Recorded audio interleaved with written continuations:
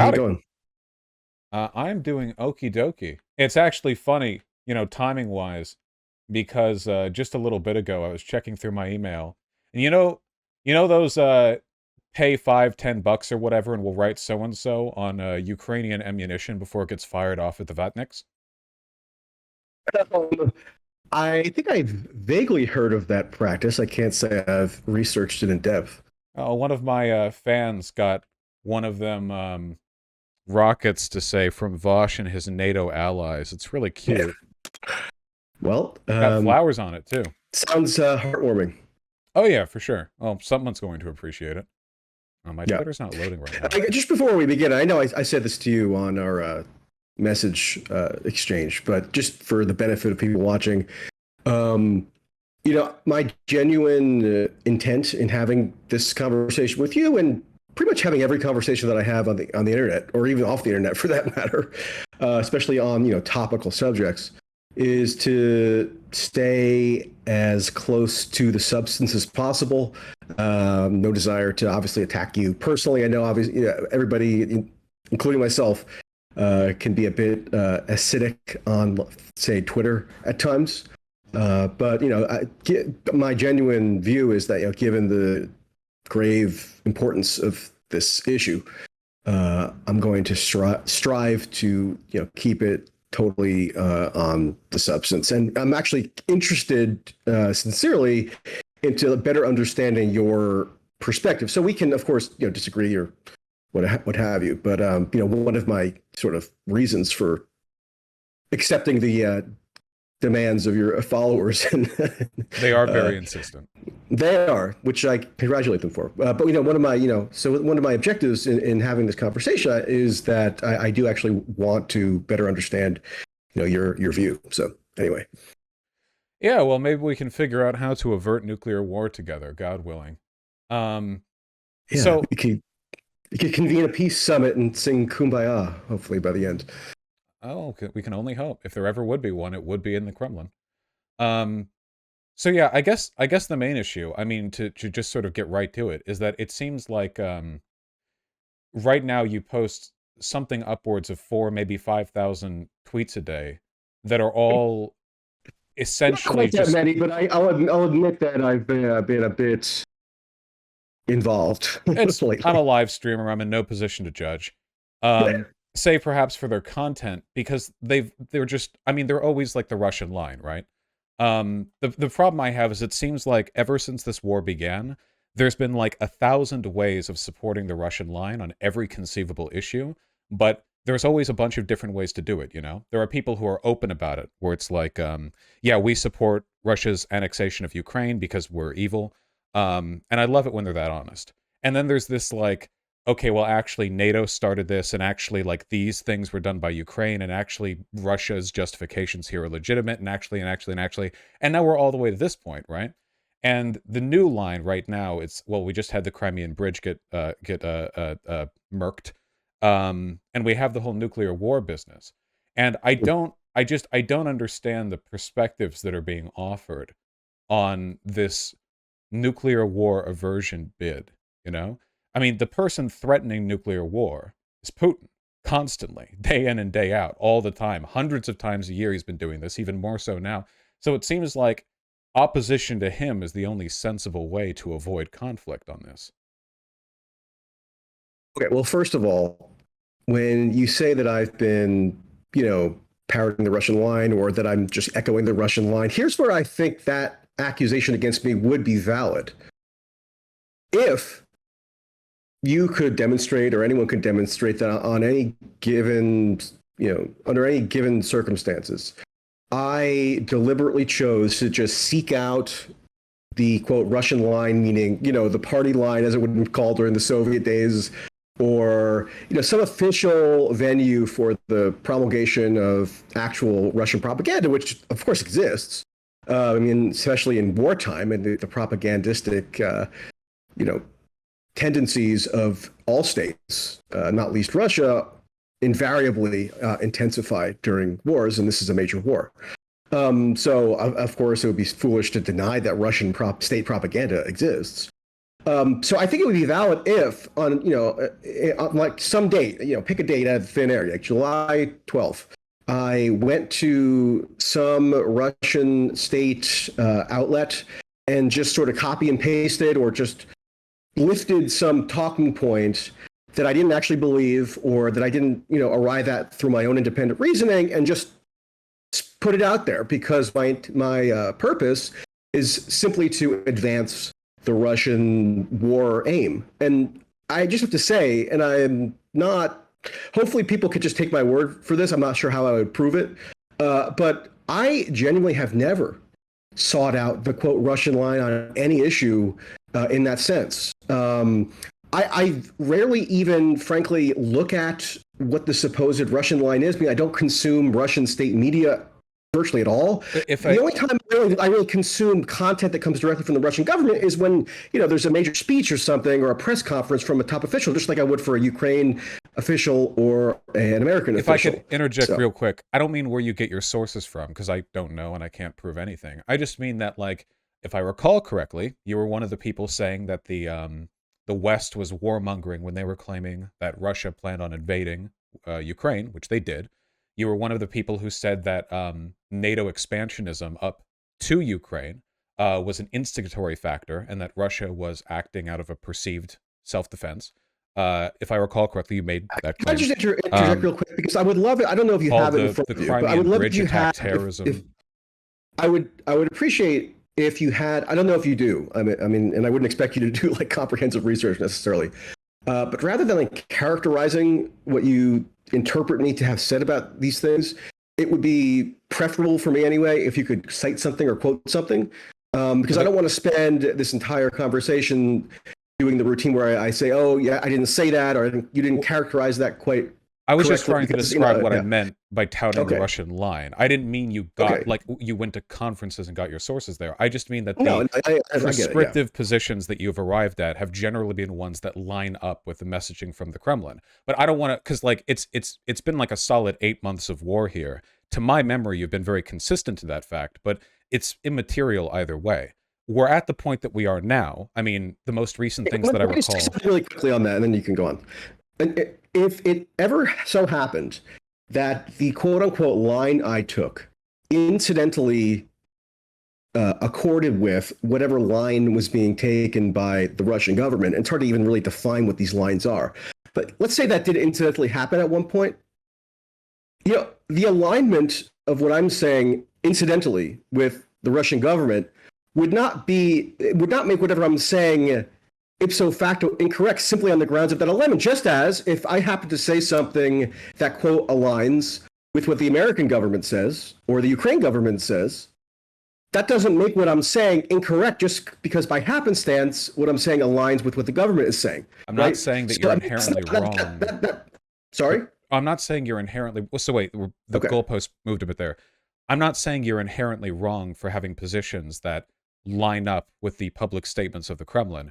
I think that those are correlatively true because the Kremlin lies constantly and is wrong in almost everything that it says, but I don't think that's inherently the case. All these positions can be attacked individually based on their own merits, not just for their association. Let's put it this way. If, like, and I agree, of course, belligerent states, which Russia is, that are at war and are, propagating their propaganda pursuant to their desire to cheapen up their war aims are always going to deceive. But so let's say, I don't know, 99% of what Russia says, and this is just, a thought experiment, 99% of what Russia says as per its quote official line is a lie. And what I say, I don't know, aligns with something like 5% of it. I mean, I'm just throwing numbers out here just for the sake of illustrating this point. So does the fact that I therefore do not align with 94% of the quote unquote Russian lies, I mean, does that redound to my credit at all and kind of demonstrating that I'm not just this mindless parroter of whatever Russia happens to be saying? So to be clear, my issue here is not for itself the alignment of your points. It's that okay, good. Well, that's good to establish, actually. It's that almost everything that you've said on Twitter that I have seen has been wrong. The fact that it lines up with well, the propaganda. Wait, hold on, because I just want to be clear. I'm happy to talk about any of these things individually. Okay, this is a correlative thing. Putin lies all the time. Of course, warring governments are bound to be, somewhat distrustful, regardless of their general moral disposition. But in this case, like, these are fairly big lies. You know, the most recent stuff that I recall, framing the attack on the Crimean Bridge as terrorism, the nuclear war shenaniganry, and you kind of sort of understanding that the logical conclusion of saying America shouldn't provide arms to Ukraine would have been like, well, maybe we shouldn't have gotten involved in World War II as well. Which, well, I don't say that exactly, but I know what you're getting at. No, you said everything but that, right? You said like, well, maybe the Jews could have lived if we hadn't invaded, which is like kind of... No, that's not what I said at all. We can get into that as well if you'd like, but that's not at all what I said. Wait, out of curiosity, what did you say then? Because you were posting, I mean, it's not just one tweet, like, you engaged a lot. Can I just ask you, have you read, I know you've seen tweets of mine, which is fair enough.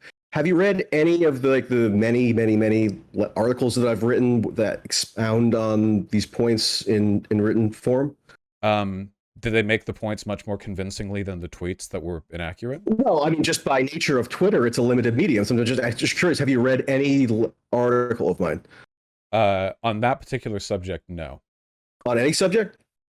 Oh, I know I've read your articles in the past, but on the specific World War II American Jewish intervention Holocaust thing. I think I've read a couple of your articles on Ukraine, but that would have been more towards the beginning of the war. No, not in the past couple of months. Okay, and in terms of the World War II stuff, I'm not just trying to be self-promotional and like advising you to read the article, but it would be helpful and to better understand this point, because I grant that it could be a very heated subject, or it could be an emotionally fraught subject. So I'm not a dummy. I know why people can react strongly to it if they're doing what I regard to be a misconstrual of my point. Do you think America should have intervened and participated in World War II? Well, I mean, on World War II, and I'm not dodging the question, because this is exactly what I put in the article, right? And this is my whole point to begin with. So this is not just me deflecting. This is the very reason I was even discussing this topic in the first place.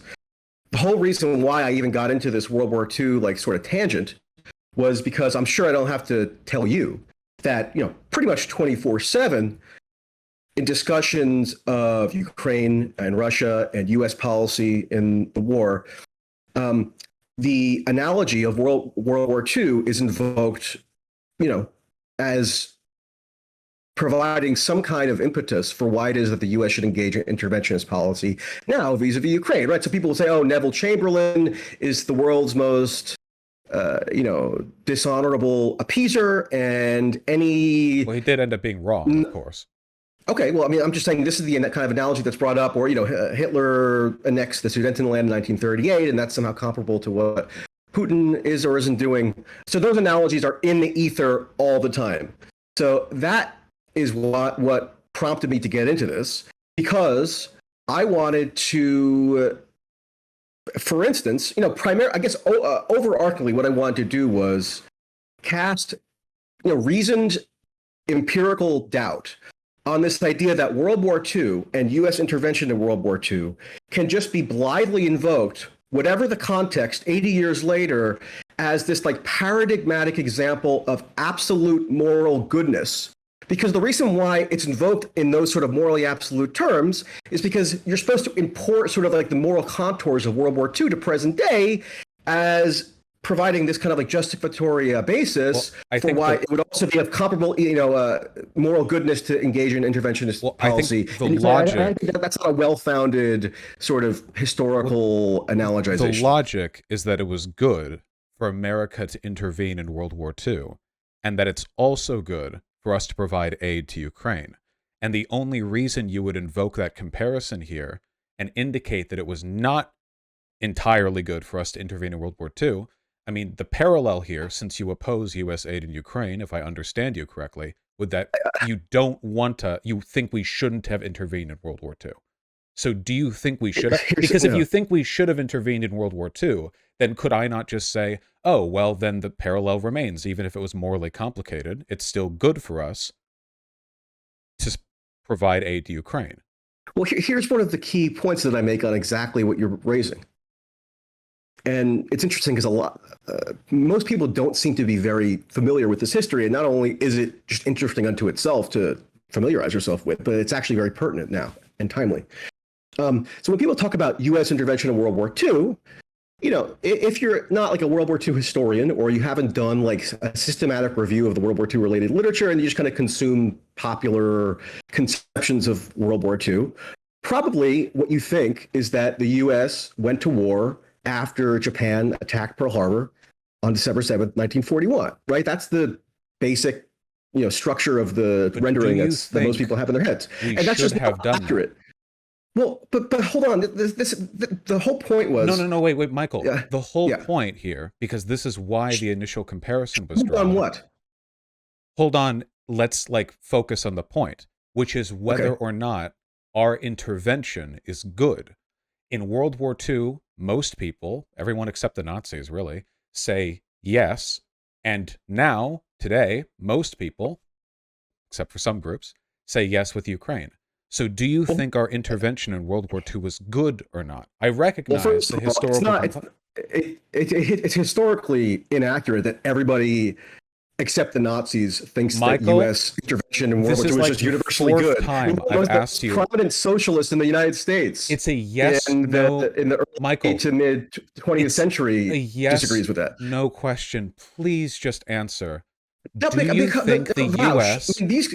should have intervened? No, this isn't me being combative. You are very actively avoiding this question.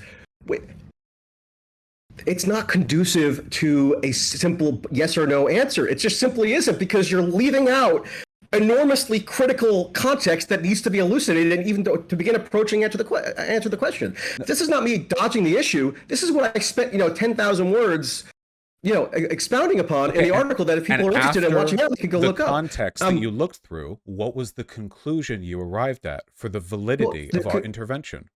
Here was the conclusion that I arrived at. And I spelled it out in as clear as English as I could.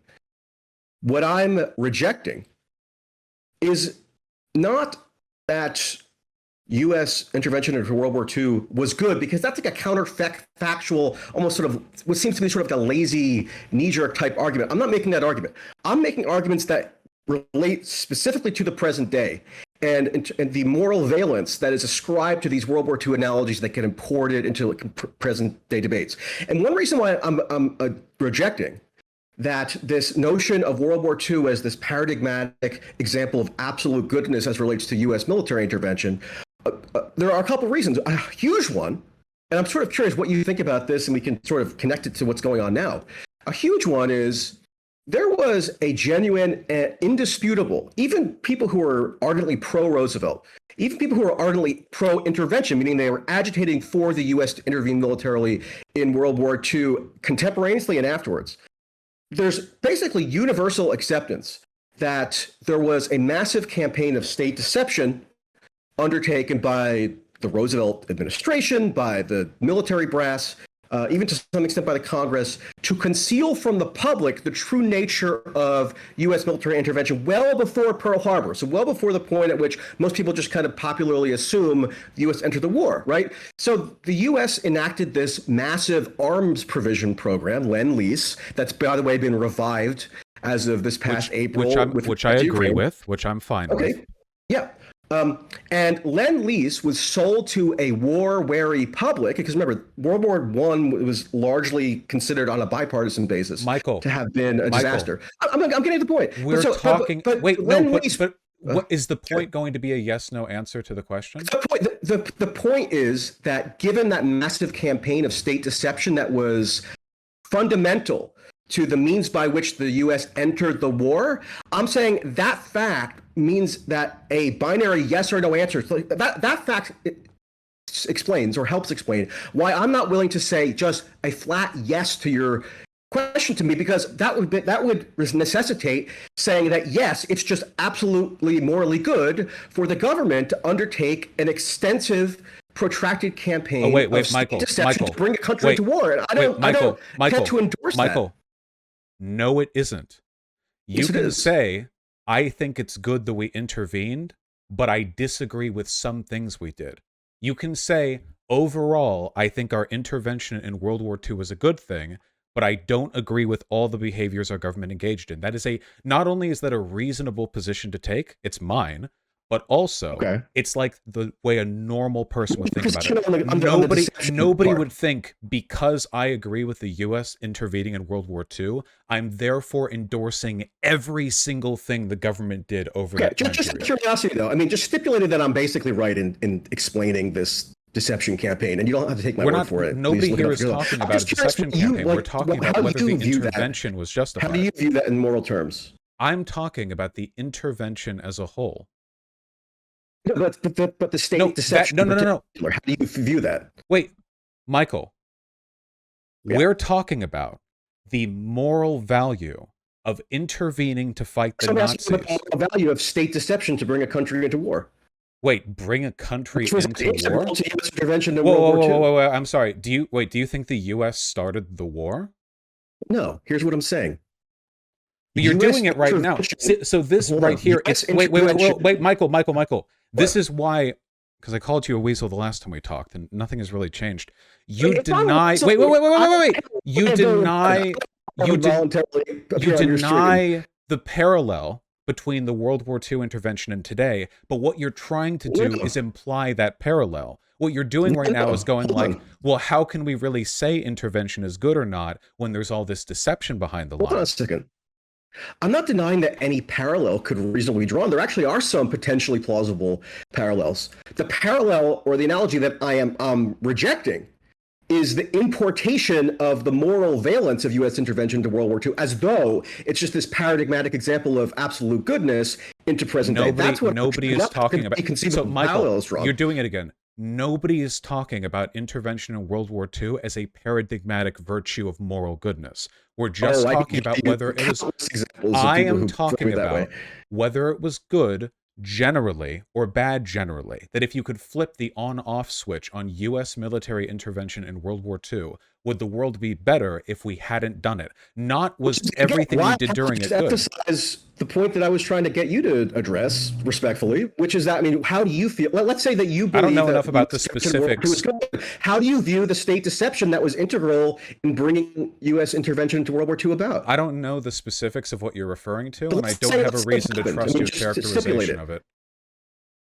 Okay, I mean, it's all totally mainstream literature. That's fine. I mean, I'm glad we went and fought the Nazis. Even if the government lied, I'm glad we went and fought the Nazis. Even if the government lied. Well, if then the government, if the government lied. That's where you and I differ. Because if the government lies, or I don't even use the word lie because it's sort of excessively. So wait, the government lies, so you should let the Nazis win?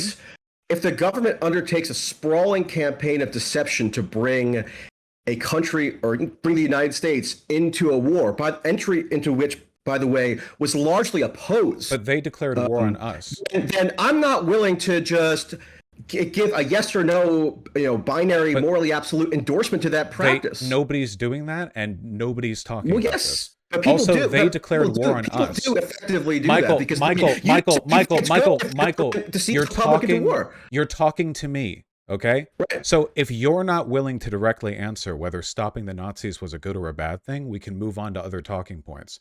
But some of the assumptions you're making here are delusional. Like, supporting the intervention means that you're substantiated by the factual historical record. Michael, nobody here is claiming that if an intervention was good, that necessarily means that everything the government did leading up to it was good. Nobody's even thinking state deception in particular. So let's say it did happen in World War II. Let's just stipulate that. You realize they declared war on us, right? Sorry? They declared war on us. You realize that, right? Who did? Japan and Germany? Yeah, the whole point of what I'm getting at here is that U.S. intervention into World War II, and maybe you should familiarize yourself with the record. It's pretty illuminating. It was well underway before that, months and months and months, at least before those formal declarations of war. Because as you might be aware, the U.S. doesn't enter warfare strictly by virtue of a declaration of war. Like there was no declaration of war in Vietnam or Korea or Iraq, etc. Right? So a similar thing happened prior to Japan and Germany. We did a Vietnam war in the United States in 1941. And if you're not familiar with that record, I'm happy to share the No, materials with you because Michael, you'll probably find it interesting. just say, what did we do? Like we sold weapons? We're allowed to do that. Well, That's no, not war. I'll tell you a couple. I mean, I'll tell you a couple things we did, and here's a thing that we did that led this is, I mean, none of this is fringe. This is what's so amazing about it, and what's so amazing why it's so omitted from the popular consciousness. The military affairs editor of the New York Times, okay, in September 1941, so well before Pearl Harbor, he said that the United States entered the European War in July of 1941. So what about did we 6 do? months before Pearl Harbor. I'll tell you right now. Franklin Roosevelt secretly ordered the U.S. military occupation of Iceland and sending a expeditionary convoy into a German war zone. That military occupation, and I'm not even being using a pejorative to call it a military occupation. That's what the U.S. Navy classifies it as in its records.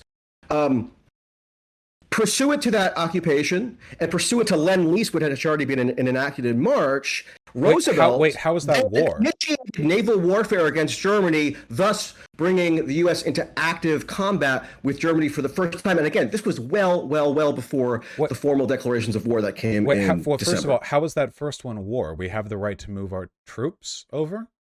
Well, I mean, the United States had never, in its entire history, sent U.S. military forces. How is that? Wait, how is that joining the war? We wanted to protect shipping lanes.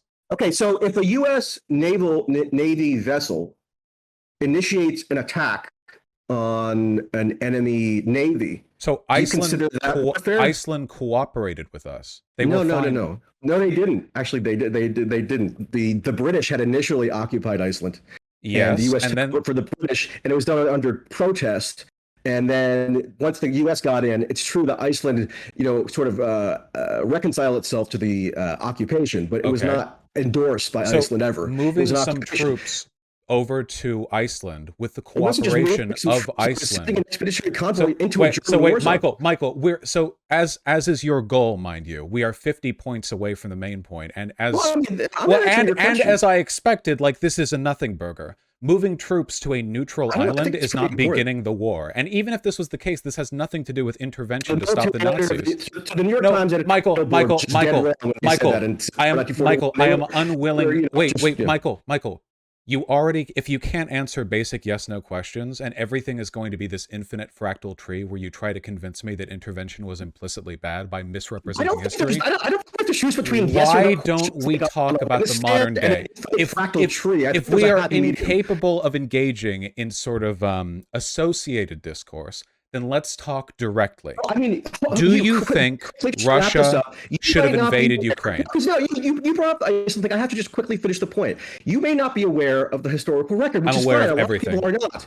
Okay, are you aware then that on the orders of Franklin Roosevelt, starting in September of 1941 into October, 3 incidents of naval warfare were initiated by the United States against Germany in the waters around Iceland, where Roosevelt had sent secretly a military occupation force, thus initiating active warfare.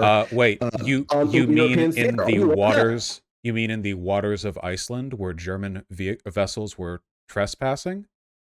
Well, whether they were of course they were trespassing. It was an active war zone. That's the whole point. Okay, so no, it's not us initiating when they go over to a neutral country. No, Michael, I'm not interested in this World War II revisionism. It's an attack against Ship 2. If Ship 1 is part of a navy that goes halfway around the world and then initiates an attack on Ship 2, that's an initiation of warfare. They didn't go halfway around the world. It was Iceland that cooperated with us. Iceland was a neutral country. We had troops stationed there. How far is it from New York to Iceland? Michael, we had permission to be there. They entered Iceland's waters. No, that's wrong. It seems like a skill issue. They should have not done that. This is there. I mean, I don't understand what the purpose of this revisionism is outside of Nazi apologia. Here, these are basic facts. Let's move to the current day. We're racing ahead. That people toss around when they can't reckon with the actual record. We're racing ahead 80 years. We're racing ahead 80 years, okay? So Russia invades Ukraine. I think it's bad that they did that. The very first thing, look it up. Look up the tweet yourself. February 24th, or maybe it was February 25th. Early in the morning. The absolute very first thing I said when the invasion was launched by Russia on February 24th was, and this was sincere. This wasn't me just like covering my bases or something, because I actually am on principle. There's never been an instance that has caused Michael, me to what did the question tweet whether this say? principle is accurate the launching of aggressive war. And so the very first thing I said when the war was launched was, and I don't usually do like a moralizing tone, but I made an exception here, and I did it in moral terms. Okay, so I'm glad we agree. I opposed it. I've never supported the Russian invasion of Ukraine. The very first comment I made about it once it was launched was a moral condemnation. I'm glad we agree on that. So because we oppose the invasion of Ukraine, we're both happy that Ukraine is able to defend itself, right? Well, there's the leap that doesn't follow from being morally condemnatory of an aggressive invasion and then saying, oh, yeah, by the way, the U.S. ought to send about, at this point, $70 billion worth of what they call aid to Ukraine, which is, basically just subsidizing their entire military and sending ever greater caliber of weaponry. You can make it sound scary if you want. We're fully in favor of this. It's in every sense good for the U.S. to operationally coordinate the entire war effort. That's somehow just good, and we should have no further thoughts about that except in this binary sense of just saying, oh yeah, good, and then just repeating it over and over. Like you can think about it if you want. Symbols. Michael, you're like sewing over something everyone here agrees. Thank you for agreeing with us. Yes. The United States is the most powerful country to have ever existed. Well, yeah, and with our help, Ukraine will stand. The monkey version of just saying good to a complex set of policy issues. Well, then wait, you're the one who facetiously started doing a silly voice and making fun of my positions. I shouldn't have done that. I apologize. I get worked up. So yes, I think it's good. The issue. Okay, so let's try. Maybe we can work from basic complexity. Okay. Okay. Yes. So if Russia invaded, and it's bad that they invaded, it must necessarily stand that it would be good if they wouldn't have invaded, right? Because if the invading is bad, then not invading must be the preferable, right? So if that's what you want, the outcome of not invading is one in which Russia maintained its pre-invasion borders and Ukraine maintained its pre-invasion borders. So the other way we can get that now that the invasion actually has happened is with overwhelming firepower, which thankfully we have the money and the means to send Ukraine. And thanks to us, they seem to be able to do it. Given enough time, it genuinely seems like Ukraine will be able to restore its pre-2014 borders before the annexation of Crimea, which is good, because we both disagree with the Russian invasion. We must agree with the Russian invasion losing, especially since the Ukraine actually has the means of bringing this about, no? Well, I mean, you nicely articulated a common understanding of how to interpret the situation. So what'll happen is most people who are, other than the genuinely pro-Russia, partisans out there, which obviously exist. I'm always called a pro-Russian partisan or a Putin apologist or whatever, every name under the sun to that effect. I guess, my having condemned in moral terms the initiation of the invasion doesn't save me from that accusation in any way. So what are you going to do? But anybody who basically just follows a sort of simple moral instinct and expresses opposition to the moral justifiability of Russia having launched the war. What is your position? Hold on, I'm explaining it. That's then fallaciously kind of leveraged to say, okay, therefore, because you have an initial moral opposition to the launching of the war itself, that means you're somehow kind of eternally obligated to support every pro-war or pro-intervention measure that the United States, NATO, or whomever decides to launch. And that's not a logical leap that I would contend is at all adequately founded on any kind of basis of logic. Between Russia and Ukraine. Supplying arms to one side in a war is not the same as joining that war. If that was the case, then, well, nations have been supplying weapons to allied nations for literally as long as countries have existed, and before the idea of the modern state. This goes back to imperial days. So the idea that supplying arms to an ally is some kind of faux pas just doesn't make sense to me. If we do not support Russia's war effort, we should support Ukraine's. Wait, okay, so I don't know if you're aware of this or if you saw this news item. Now, of course, a lot of people speculated that it seemed likely that there were U.S. special forces on the ground in Ukraine. I've seen no evidence of this at all. Sorry. I've seen zero evidence that there are any U.S. soldiers in Well, Ukraine. let me give you all the evidence you need, because this was reported in the Wait, Intercept just last week. in combat. Wait, hold on. Hold on. In combat. Let me just finish. Let me just finish. The Intercept reported last week that Joe Biden had issued what's called a presidential covert action finding to authorize the deployment, yes, of boots on the ground, U.S. military operations inside Ukraine itself physically. Now, we don't have a whole lot of factually verified insight into what they're doing. You can draw inferences because they're engaging in this whole armament provision process, and we know that the U.S. actually is operationally coordinating combat action with the Ukraine government, but we don't know it's true with exact precision what they're actually doing. But we do know that they're probably wearing boots. That's probably fair to say, and they're probably walking on the ground rather than levitating in slippers. So there are U.S. boots on the ground in Ukraine. I'm just curious what you make of that in terms of what it entails about whether the U.S. is involved in the war. Of course we're involved in the war. We've been supplying them arms and coordinating movements with them. However, that is not the same as direct military participation. Many countries are involved in this war. So operationally coordinating combat missions is different from direct participation in what sense? Just because it's not like a formal deployment of like the entire U.S. Army battalion or something? If the sharing of resources and information entailed actively declaring war, then every war ever would be a total world war. You realize that, right? Like Syria would have been World War III. You realize that people make the exact same argument about the U.S. intervention in Vietnam. I'm not doing whataboutism. I'm just saying that the reason why that U.S. intervention in that war escalated in the way it did was because the initial deployment of U.S. military forces was not cast as like an official war deployment, right? There was no declaration of an official declaration. Michael, and that's sort of a similar trick they're trying to pull today. Yeah.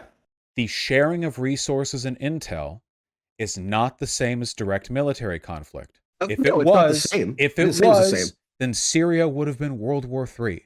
Every country, every conflict, there are different nations involved, like in 50 conflicts around the world. Every country would have belligerent lists that would run down the entire length of a Wikipedia scroll bar. Obviously, things aren't treated that way. If you want to pretend that us coordinating intel and offering weapons is direct U.S. involvement, then fine, that can be your special definition, and I'll go with it because I'm fine with it. Whether you want to call it direct involvement or operational coordination of Ukraine's war, then I'm fine. I'm pro those things. It's not the same. That's sort of that would be a ridiculous oversimplistic. Also, I'm looking at the article that you referenced, and what is this? Secret U.S. ops in Ukraine are being conducted under a presidential covert action finding. Current and former officials said. This Intercept article doesn't cite any specific officials. They just say current and former officials. What am I supposed to make of it? Is not reliable in its reporting. It varies. Also, why would they not cite anything here? They're just saying like people say. It's very sensitive information. So, under those narrow circumstances, oftentimes journalists conclude that it's justified to use anonymous sources. Yeah, I actually am going to say that I'm going to doubt the Intercept capriciously, but in narrow cases like this, there can be a justification for it. Okay, well, in this case, I'm going to say that I won't believe it until more credible info backs it up. A former CIA officer told The Intercept that Biden's use of the pre-existing finding had frustrated some intelligence officers who believe the U.S. involvement should be. There's like I could have typed this. So you think the Intercept is just so journalistically delinquent that they I've would had have tons of disagreements with random guy on the internet would have sent them something and they would just print it without even doing any kind of checking or corroboration? I've had huge disagreements with the Intercept before, 100%. Yeah, I don't trust them that much. On factual issues, meaning like you accuse them of fraudulent reporting? I didn't say fraudulent reporting. I said I disagree with their reporting. They might have. Reporting? I don't understand why what I'm saying is so difficult for you to understand. I don't fully trust them. You're saying the factual reporting is not credible enough to go yes, off. So I doubt their full credibility. I need more evidence before, I'll just believe some crazy shit. The problem is, it's being strenuously concealed. I mean, that's part of the point. And it's very special top secret of this U.S. war operation, if you want to call it direct involvement or operational coordination or what have you. One of the problems with it, at least so far as I've seen, is an extreme lack of transparency or at least actual imposition of secrecy. So again, since you're so good at moving away from the point at hand here, what's the point I moved away from? I think it's good that Ukraine can defend itself against a bad invasion. even if it requires, like, say, U.S. state deception to achieve allies aiding them. Yes, I like it when allies work together. It's like a that. power of friendship anime Even if it movie. involves some state deception on the part of the U.S. What You're okay deception? Wait, first of all, I want to be clear because you're very selectively weaponizing this. Literally all international discourse between nations involves degrees of secrecy for national security reasons. This has always been the case and always will. Under capitalism, the jobs of journalists is just shine light on what the government's doing, especially on issues of war and peace, which are among the most significant. Under capitalism, socialism, feudalism, nations are always going to have stuff that's deemed top secret. It's just the way that stuff like this works. Military operations, whether they're Biden secretly authorizes military operations in Ukraine. That's just the way it goes because states like to keep secrets. So wait, please stop getting upset. I'm stating a fact right now. Okay, do you disagree with the fact that all nations require some degree of secrecy when it comes to international and military operations? That is a fact of large, just any kind of operation. I mean, only an idiot would disagree that states employ secrecy in the conduct of their military operations or their intelligence. Okay, so we agree this is a universal factor. Whether it ought not to be ascertained whether, for example, Joe Biden. Michael, why can you never just answer a question? Michael, from the public. Michael, once more, you agree that this is just an inevitable thing that nations do, and that with no exceptions, every nation has engaged in some degree of secrecy when it comes to military, international, geopolitical engagement. There are various reasons for doing so. I'm not saying all of them are good or justified. I support journalistic transparency, but you agree this is a literally ubiquitous thing. Well, I mean, I'm not an expert on every country in the world. Michael, you can. Are you the country? It's like a Romani curse keeps you from answering yes/no questions.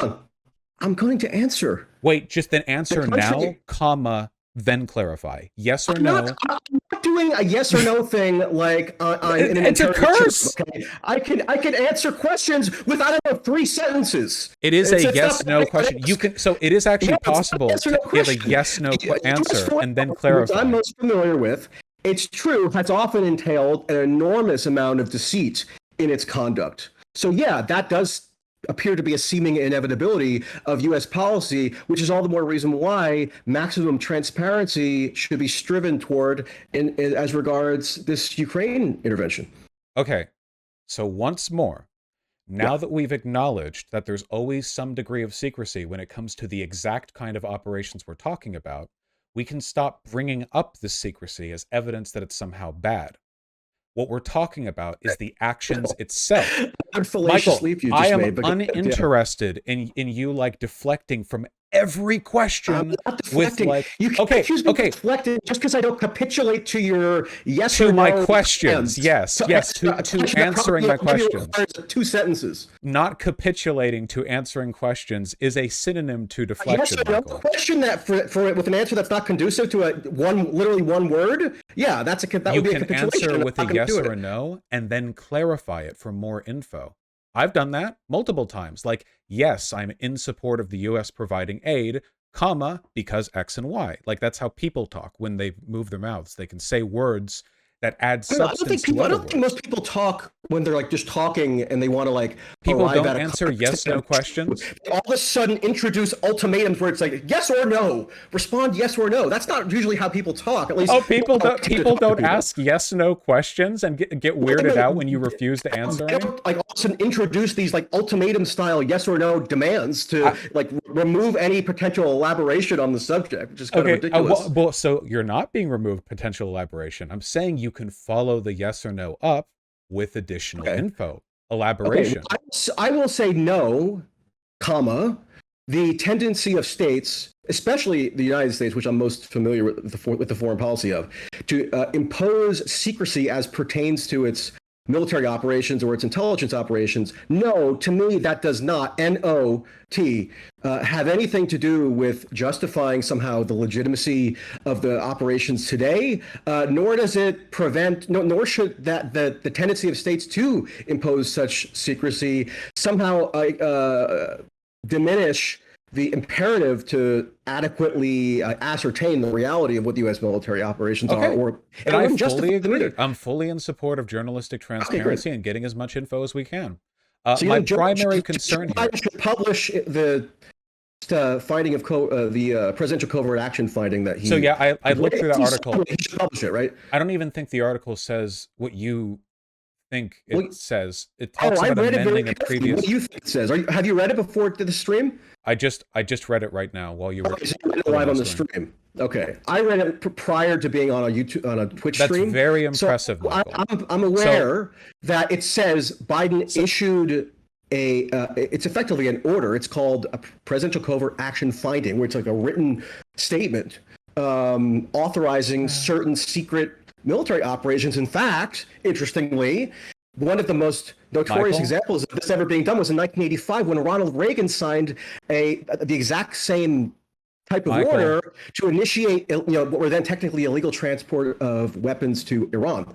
Iran-Contra affair, as later became to be known. So there you go. That's what you don't care about secret U.S. military operations. No, I do. That's where you're fully correct. Right now, I don't, because we're talking Okay. about an ongoing war where people are dying, and I care about whether Ukraine wins or loses that war.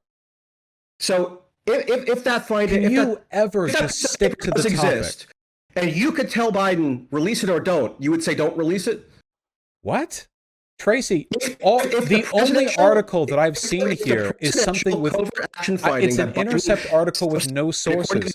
So let's say that does exist. Michael, please, Michael, stop, Michael, calm down, Michael. I did not say, Michael, please, Michael. I never said I didn't want it released. I just said I like journalistic transparency. However, whether the contents of the article are true or not, it doesn't change the fact that I support U.S. support for Ukraine. I want Ukraine to win. I want Ukraine. So wait, if we could just talk about anything in reality for a moment. I want Ukraine to beat back Russia. Right now, according to the Michael, I want Ukraine to beat back Russia. What is your first name, by the way? I don't even know. Maybe I'll keep repeating it just to. It's Ian. Echo you. Is it? What is it? It's Ian. Okay, good. Now, I want Ukraine to push back to the border that Russia invaded against. And the reason I want this is because I don't like it when fascist countries do annexations for land grabbing and a variety of reasons involved. So I support the mechanisms by which Ukraine is fighting for its freedom. Gotcha. Okay. Do you mind if I ask you a quick question? Is that acceptable? Sure. Okay. So, and let's just, there's so much going on even just within the past, 2 weeks or something. I think we should probably bring it more to the present because we started with World War II and then we did, the invasion starting. Give me a yes/no question. I'll show you how it's done. No, I don't actually particularly want to ask you a yes/no question because I'm not trying to impose any ultimatums on you or anything. I actually want you to explain your views at, in a reasonable length. So what I wanted to ask you was, you must have seen this reporting last week. The New York Times published an article where they were reporting that the U.S. intelligence agencies had found, and clearly this was leaked to the New York Times, which is pretty much always where the U.S. intelligence services will leak kind of public pronouncements like this.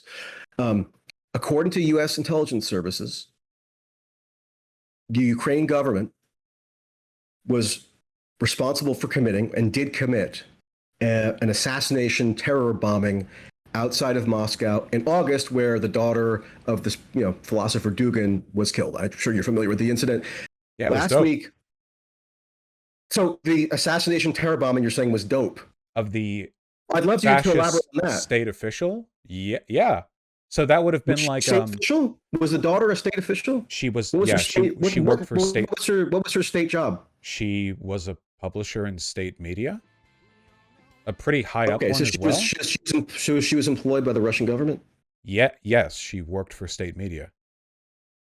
Okay, well, I have to. She wasn't just the daughter of Dugin. Wait, did you not know that? She wasn't just the daughter. If she was just a civilian, then I would have thought that was heinous. But no, she was a genocidal, fascist state official who published articles that were, let's say, ethnically critical of Let's say Ukraine. she was a state official. I don't know that to be true. I have to double check it. My understanding was that she was a civilian and she was like, within published books and stuff. It would have been like it would have been like if the French resistance.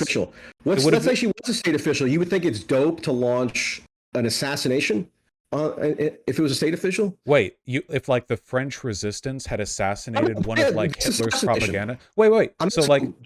So you wait, don't ask me a question, then keep me from answering. Like, sorry, go ahead. Yeah, like if the French resistance or the Jewish resistance within Germany had assassinated like Himmler or like one of their propaganda ministers, yeah, I would have totally supported that. They're not just like like an unaffiliated civilian. This woman that was killed is roughly comparable to a Himmler.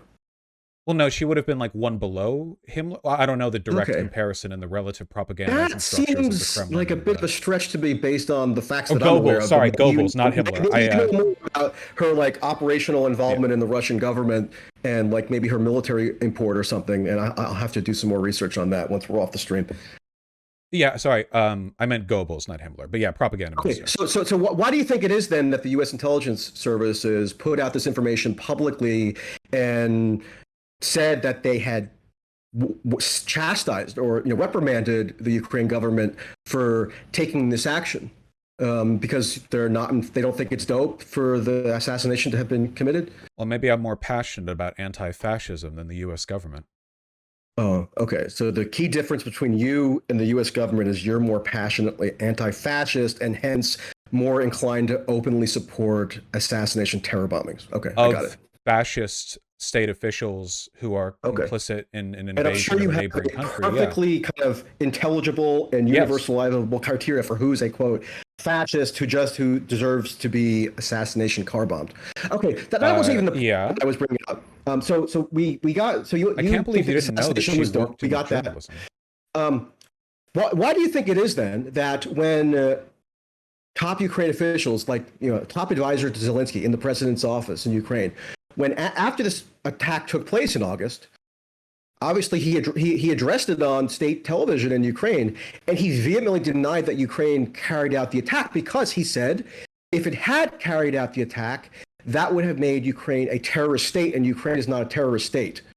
Then, U.S. intelligence services about 6 weeks later charge that the Ukraine government did in fact carry out that attack. So why would that Ukraine government official have denied doing it on the grounds that it would have meant that Ukraine is a terrorist state if the assassination terror bombing was so dope? Wait, just out of curiosity, where the f are we going with this? I don't care about any of this. So okay. Like even remotely. I don't care. I don't care whether or not they're trying to do a PR campaign for their assassination. I'm fine with the assassination.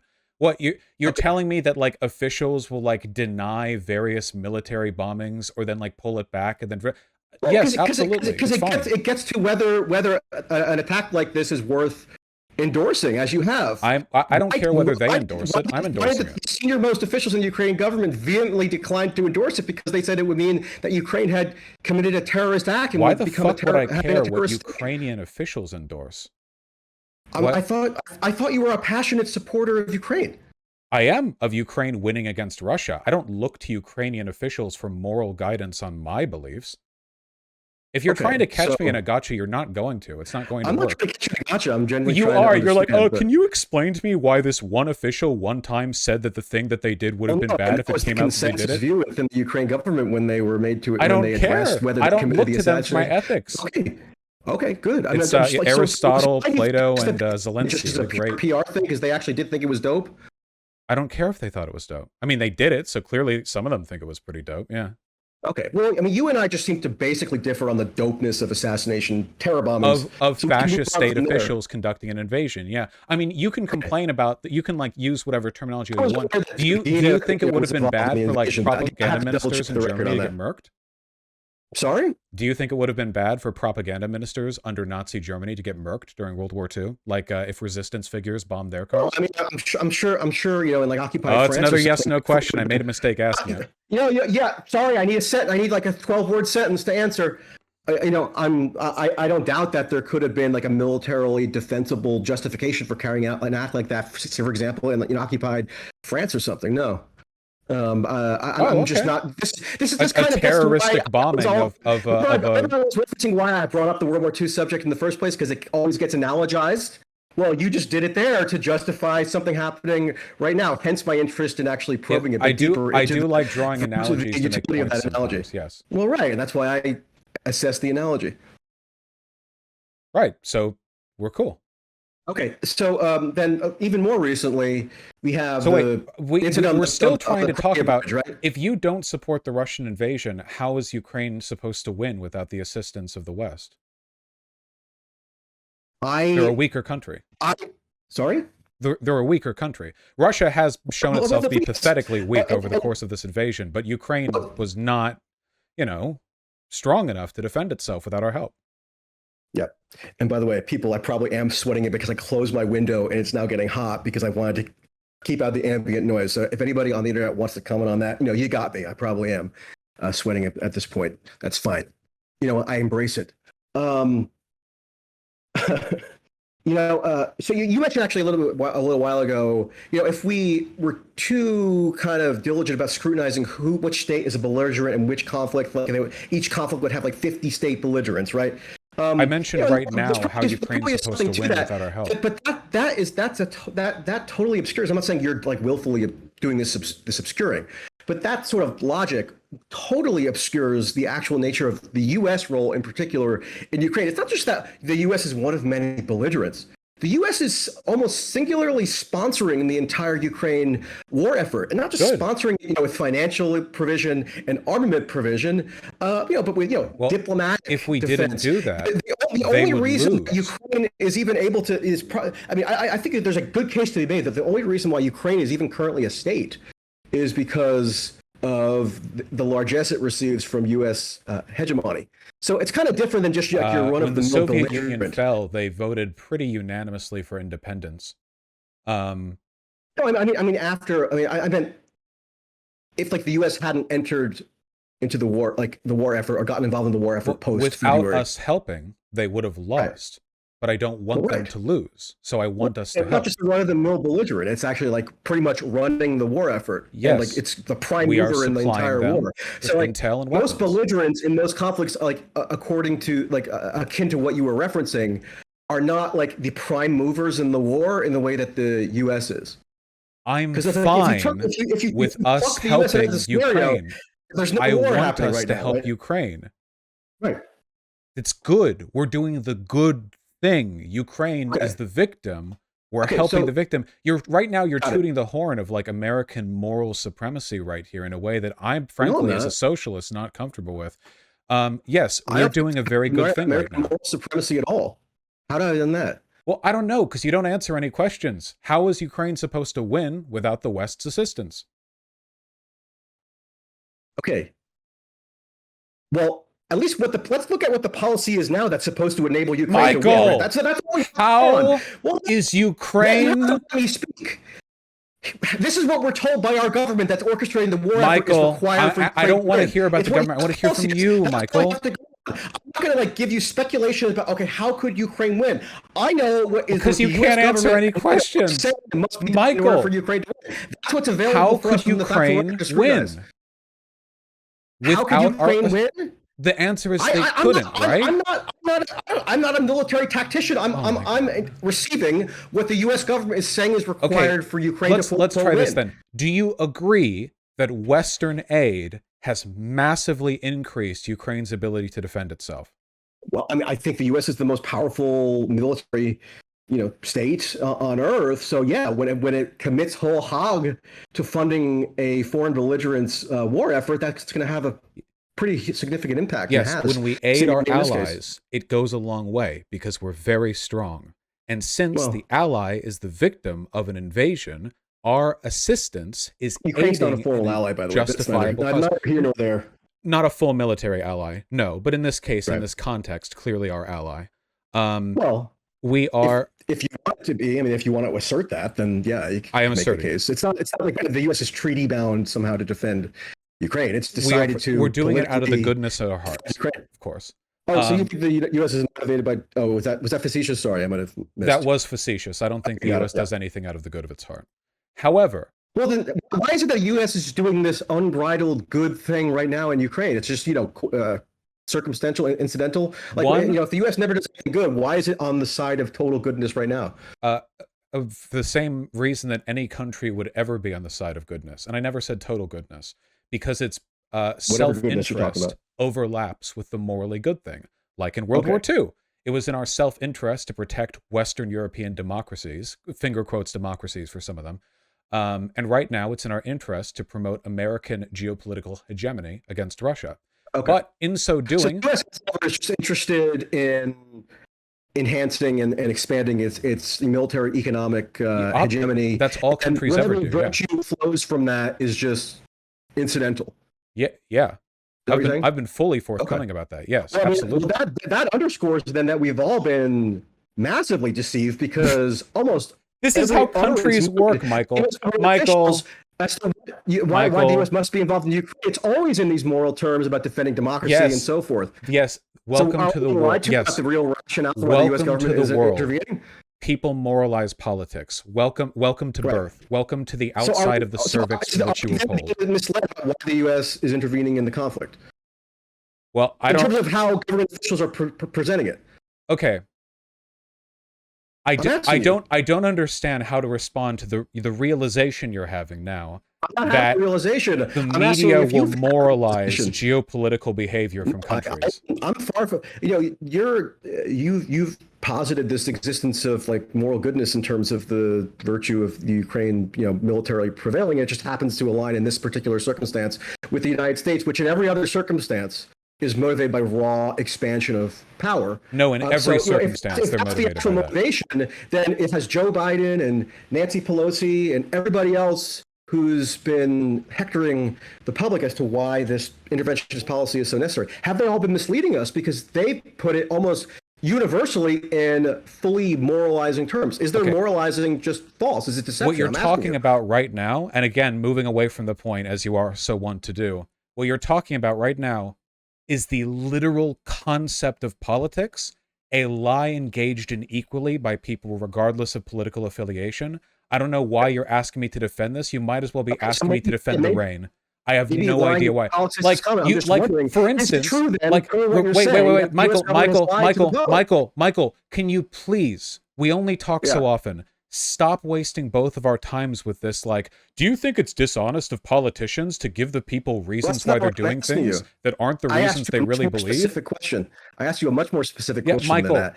I'm asking you if the public that is directly what you asked me. The U.S. military involvement in Ukraine right now, which is overwhelmingly framed in moral terms, I'm asking you, is that public deception that's conveyed to voters and watchers of TV and consumers of Twitter or whatever?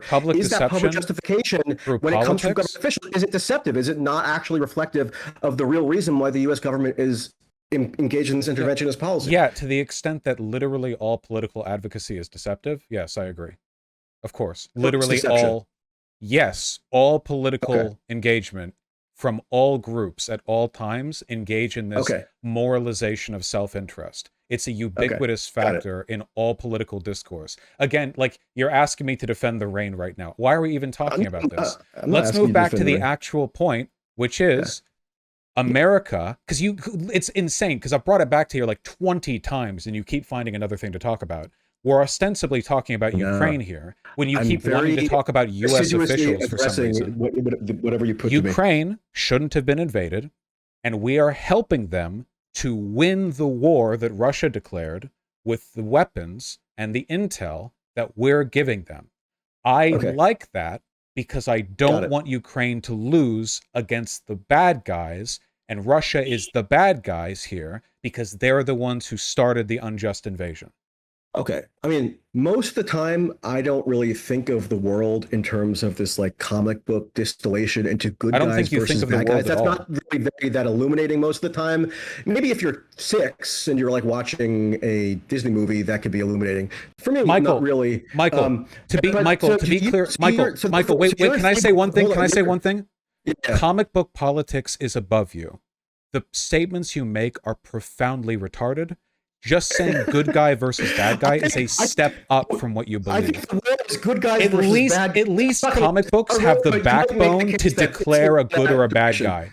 Listen, comic books can answer yes/no questions. I would not be touting this if I was in your position, because you run from any direct claims, constantly dodging to the. Well, how do you feel about the fact that politicians aren't always fully forthcoming? Huh? Like, come on, man. That war in 2022 is this like fundamental battle between good guys and bad guys, as though I'm playing like cops and robbers. That is above you. This is an evolution above your thought process. At least comic books are bold enough to take a stand, as opposed to implicitly defending Nazis or Russia or whatever it is you're doing on Twitter. Take a stand as valiantly as comic books. Okay, so again, so because you think, so because of like in your good bad framework, Michael, you've supported every U.S. Interventionist policy, everything that's been enacted by Congress, everything Biden that's done. You've been in favor of everything that the United States government has done since February, purportedly to aid Ukraine in its achievement of victory. You've supported, right? What the are you talking about? I'm asking you if you've supported every US single thing the American government has done. When did I even imply that? See, this is your brain. This is your brain, man. No. This is any sane person's brain. Any sane person would assume that any general defense of a country is tantamount to a complete uncritical moral acceptance of every action taken to defend that country. Here's what maybe I'll say it slowly. Maybe in your brain. Understand. In your brain, which is kind of bifurcated between good and bad comic you books just style, suggested that yours is. Right? Can you support something without supporting every individual thing in that thing? To its stated objective of aiding the Ukraine military's ability to prevail and defeat Russia. You've supported those measures, right? I broadly support efforts taken to support Ukraine. Right. U.S. government policy initiatives. That is how you support Ukraine from America. The military operational coordination, etc. You support all that. Yes. That doesn't mean I support all 18 trillion individual actions that have been taken as a part of that broader process. Okay. Well, of the 70 billion that's been allocated so far, approximately, you're good with 68 billion of that, or no? I'm good with the 70 billion of that. Okay, gotcha. So you're in favor of that policy. Now you'd be correct of giving for like the 50th time I'm in favor of giving them intel and arms. That my attitude, even going back to the beginning of the war, has been a bit more skeptical of the government. And one of the reasons why are we not talking about Ukraine again? We're talking. We're exactly. No, you keep talking about government officials.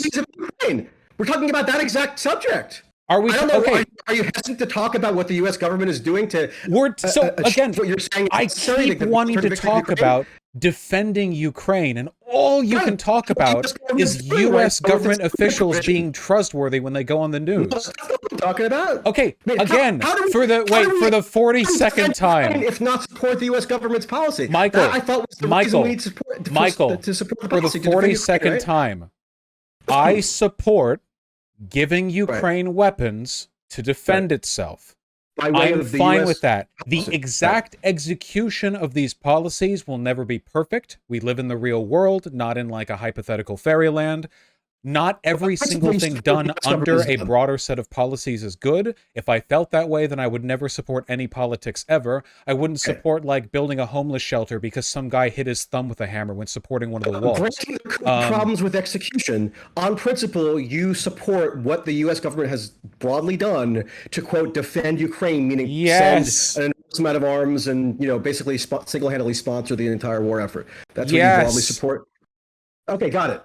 So the reason why I was a bit more skeptical initially of the U.S. government and of the U.S., of the Pentagon and so forth, not just because that tends to be my habit, but also because I thought there was a pretty good case to be made that once you start pouring enormous amounts of sophisticated weaponry into an active war zone, and once you start coordinating the war effort, and once you start, you move beyond javelins to like HIMARS and heavy artillery, and now they're talking about missile defense systems and so forth.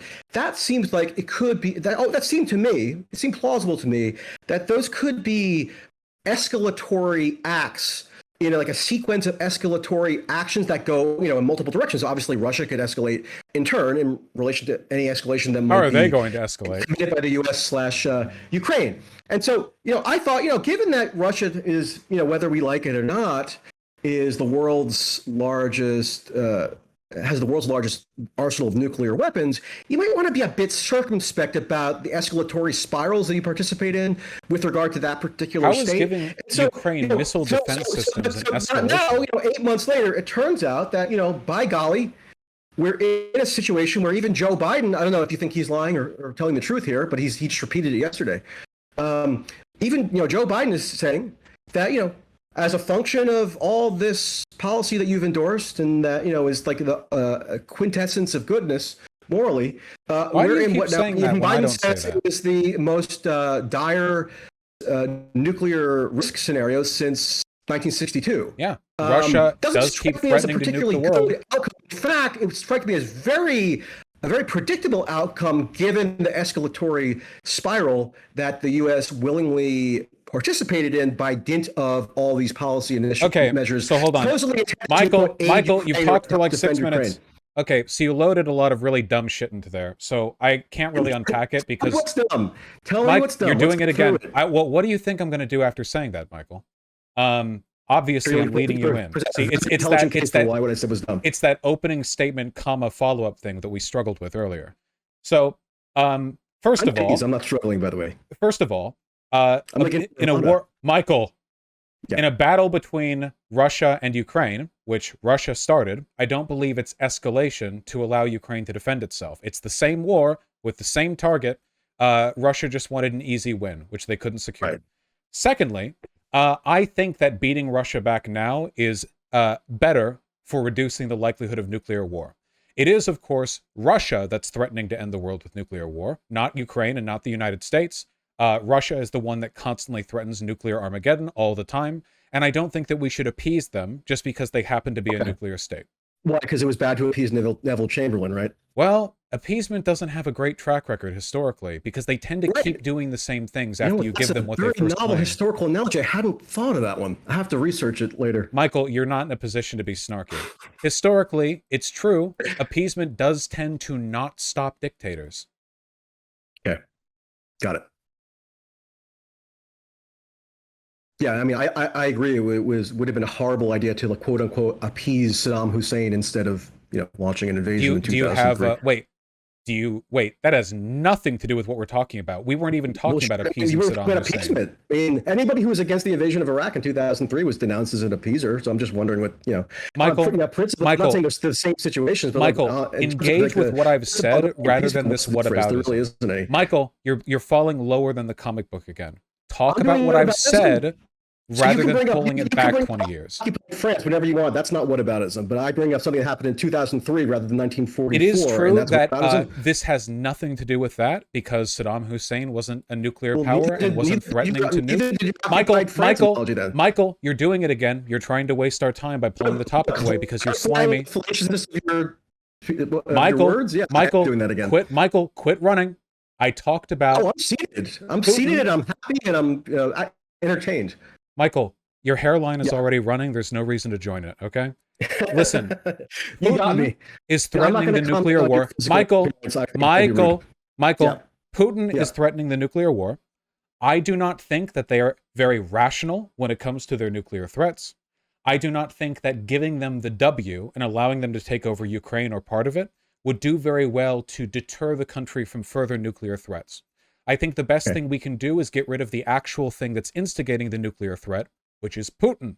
Putin's governance is the reason why Russia is a nuclear threat, and the best way to take care of Putin is to make him so domestically unpopular that he's replaced by another oligarch, ideally one who doesn't constantly threaten to end the world. So you'd be happy to just continue what has been the policy now for 8 months, just continue escalating in hopes that, I don't know, Putin is vaporized and then everybody can declare victory. I don't think we're escalating, but I do support continuing to support Ukraine. If nobody's escalated anything, I mean, how did we get to the point where Joe Biden's declaring that we're on the precipice of nuclear Armageddon? Is it just a coincidence? Because Russia is escalating. They're the ones escalating the nuclear threats. And are they escalating because of any reason having to do with the United States? Because they're losing the war they started. Or is the United States' involvement in the war just coincidental and has nothing to do with their escalatory threats? Yeah, something tells me that a nation that's willing to threaten World War III and nuclear Armageddon because they're not getting their way in an unjustified fascist annexation of a neighbor is not a country that we can be relying on to stop that behavior after we've given them what they want. Their behavior is initially irrational. Kowtowing to it does not deter them from engaging it in the future. By the way, you realize that if he took over all of Ukraine, which was the initial plan, of course, he'd be sharing a border with Poland, a proper border, a Western border, not that little snippet of land Russia controls up in Northern Europe. Whew! No, we do not want that one. No, sirree. We do not want Poles, the that was, NATO member. Popular telling that to like gin up support for U.S. policy that Putin was going to do this blitzkrieg throughout the Baltic states and Poland, Hitler style. I just said he wanted to take Ukraine. I know that narrative was promulgated to justify U.S. policy. I just said he wanted to take Ukraine. Okay, I mean, which would have put him at a border with Poland. You know where Ukraine is, right? It's western border. Yeah. I was on the border. I saw it. Yeah, right. I was actually there. I was in Poland. Yeah. Oh, that's great. My family's from Poland.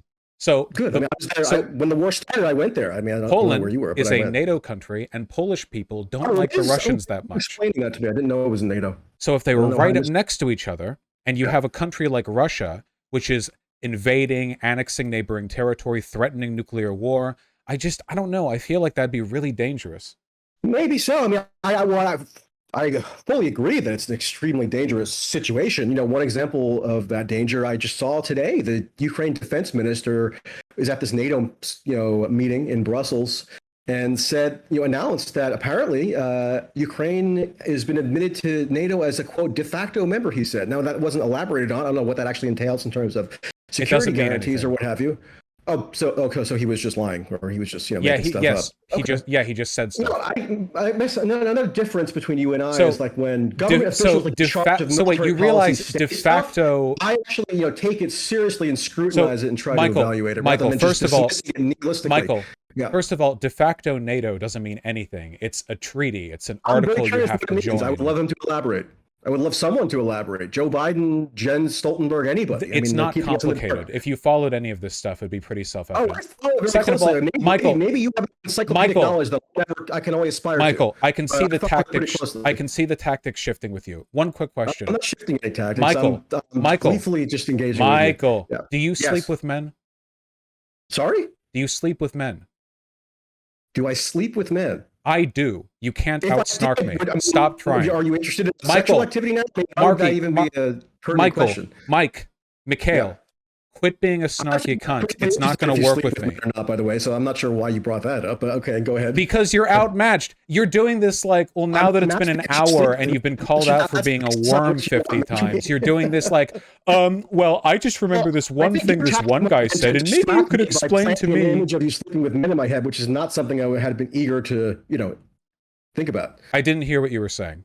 Anyway, I think your tactic might have been to plant the image in my head of you sleeping with men, because that was not something I was eager to think about. Did it enter your head that easily? That's all it took? I had 3 more lineups before I figured there wasn't even a chance of that being in there. You can think about that if you want. You've been paying about that much attention to the conversation anyway. Fact of the matter is, as much as you want to run from it, as much as you want to cry about it, appeasement is not a historically effective strategy. It just isn't. It just genuinely doesn't seem to work. Countries that make up a bunch of shit as a pretext for invasion and then invade generally don't stop once they get one W. From Neville Chamberlain, which anybody who's seen a World War II Facebook meme is familiar with. But besides Neville Chamberlain, can you give an example of appeasement not working? Can you give an example of one working? Historical analysis here, sorry? Michael. Can you give an example of one working? Well, I mean, so what about us now if I mention Iraq? Because you're talking about Neville Chamberlain, so am I allowed to mention 2003 rather than 1938? No, I'm asking if you can find one example of this strategy that you're so fond of. In 2003, one of the arguments for invading Iraq was that Saddam Hussein was a genocidal dictator who had invaded his neighbor and therefore could never be appeased, right? And the people who were against the war, I mean, I don't know if you that's not a question of appeasement. Well, but that appeasement was the trope that was circulated to kind of color the whole issue. The question wasn't, do we let Saddam Hussein do this bad thing, or do we let him do it, or do we stop him here? Michael, the example that you would need to prove is that Saddam Hussein was going to do a bad thing, and we let him do it because we decided that it was better for him to do that than for us to intervene. He did it, and then he stopped doing bad stuff anymore. But he Well, I mean, didn't I can't stop, do did he? counterfactuals about But he Saddam didn't. Hussein because After I the don't have an Gulf, alternate universe to peer into. Saddam Hussein was so committed to being a Saddam Hussein was so committed to being a bastard. Michael, impeachment about anybody who opposed war because appeasement because he couldn't appease a genocidal dictator who had invaded his neighbor. Yeah. Saddam Hussein was so incapable of being appeased that after the Gulf War, he stayed in power and continued being an absolute bastard. He was so unchanging that not even the annihilation from the Allied forces that brought their weight down on him, the coalition forces, was enough to stop him. So here's an example of appeasement failing. Here's an example. Michael, Crimea. When they annexed Crimea, what did they do? What about the Minsk agreements 1 and 2? What did Russia do? They never pulled back out of the Donbass. You can't give a historical example of appeasement failing so spectacularly other than Neville Chamberlain, which is the one that everybody I just gave you one. I just gave you one. Crimea. Okay. Yeah, they annexed Crimea. That was appeasement now. Okay. They invaded the Donbass in 2014. Michael, they invaded the Donbass in 2014. Russia opposed the Minsk Accords and failed to abide by both of them, failing to withdraw troops from the Donbass. All of the attempts at appeasement in Ukraine from 2014. Michael, all of the attempts at appeasement in Ukraine from 2014 onward were just attempts by Russia to delay the opposition, which was exactly what happened with Adolf Hitler. The appeasement just gave him time. Happened with Adolf Hitler in 2014 and appeased Putin? What? Who appeased Putin? You're saying Crimea was an example of appeasement failing, right? Okay, who did the appeasing? It must have been Barack Obama, right? He was president at the time. Yes. Did Barack Obama do just what was done with Hitler and appease Putin in 2014? Yes, that was a huge criticism of Obama's administration. Yes. Okay, that's a compelling theory. Wait, have you never heard that before? That people think that Obama didn't do enough to Obama did a Hitler enabling thing in 2014. You've never heard that before? In some of the most hardcore John McCain style ramblings, I might have heard that at some point, but not as a mainstream. Maybe you should pay more attention. I actually think it's bad when fascist governments annex territory. Pay attention to ardent hawks in the U.S. foreign policy community. It's remarkable how little you know about any of this. You realize that ever since we started talking about annexation, you failed to say anything, right? Self-proclaimed socialist saying at the time, but now if things have flipped, Michael, you have not sucked enough cock to attempt to be this snarky. It's not working for you. You can't even intone your voice properly. Stop trying. Listen. Since we talked about appeasement, you have failed to bring up any examples. I brought up 3 or 4 counterexamples. The one example you brought up of Saddam Hussein was a counterexample from me. Obama did a Neville Chamberlain appeasement in 2014. I thought that was kind of more of a marginal theory expressed by the most hardcore talks, or even bit more. It sure does show that Russia wasn't satisfied with annexing Crimea, huh? If your basic kind of mindset for examining these issues is 2 or 3 degrees more hawkish than John McCain in 2014, well, that says quite a lot. Michael, so I'm glad you come up with that. You came up with that second appeasement. Russia example. Sure wasn't satisfied with Crimea, was it? Right. Well, I mean, or the Donbass, like you're saying, then, was it? You can't outside Michael. You can't worm your way out of this. Every time you blunder into a topic, every time you're stupid enough to not pivot away the necessary number of times, you have nothing. You didn't even know. You didn't even know. 2014, Michael, as opposed to appeasement. Michael, you didn't even know that Alexander Dugin's daughter was a state official. You don't know shit about this. You don't know anything about this conflict. Is she in the military apparatus or something like that? Wait, I'm sorry. Does state official mean? So we're moving the goalpost now. Was she enlisted? Was she in uniform at the time? Being a civilian, that I needed to look into further once we were off the stream. I thought maybe you might have Google searched her. Well, no, I think I was pretty forthright in saying I hadn't fully corroborated or you could have Google searched her, or sort of could have looked up a Wikipedia article on her or something like that. I read quite a bit about it. I mean, they didn't mention that in the New York Times article. Quick question: after Russia took Crimea and the Donbass, why aren't they satisfied just with that? I thought Russia just wanted those areas. Why'd they keep invading after? So, but instead of appeasing, again, this would clarify what you're Michael. Michael, I'm curious. What was the alternative to appeasement? What just one more appeasement, Michael. Michael? Sorry? Just one more appeasement, Michael.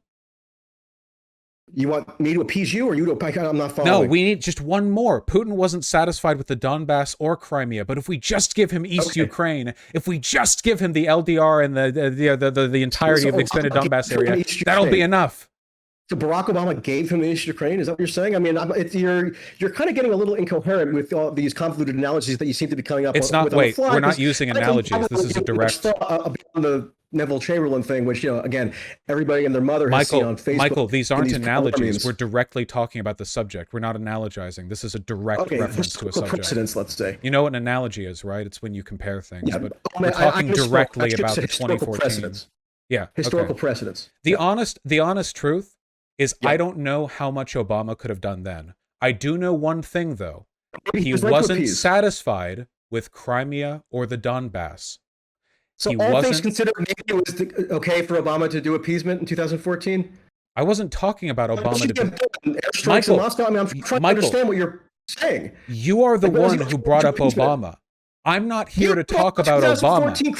I was talking about Crimea as an indication, Michael, I was bringing up Crimea as an indication that when an abstract concept, has to be doing the appeasing. Who's doing the appeasing? Michael, yes, I brought up Crimea as an indication that when dictators like Putin say, "Oh, we just want this territory," and then nothing happens after. A historical precedent Michael, Ian, you brought it up as a historical example of appeasement failing, correct? Historical is in 8 years ago, yes.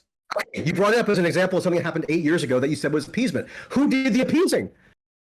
Well, the appeasement there would have been from the Western nations who failed to respond appropriately, including Obama. Was Obama the president of one of those Western nations? What the? I just said including Obama. Michael, you're spazzing out. You need to calm down, okay? You need to listen to what you're. Michael, you got rabies. People listening to this who are at all fair-minded will understand how your argument is gradually into incoherence on this. You're not listening to anything that I'm saying because you're thinking about us having sex, as you brought up.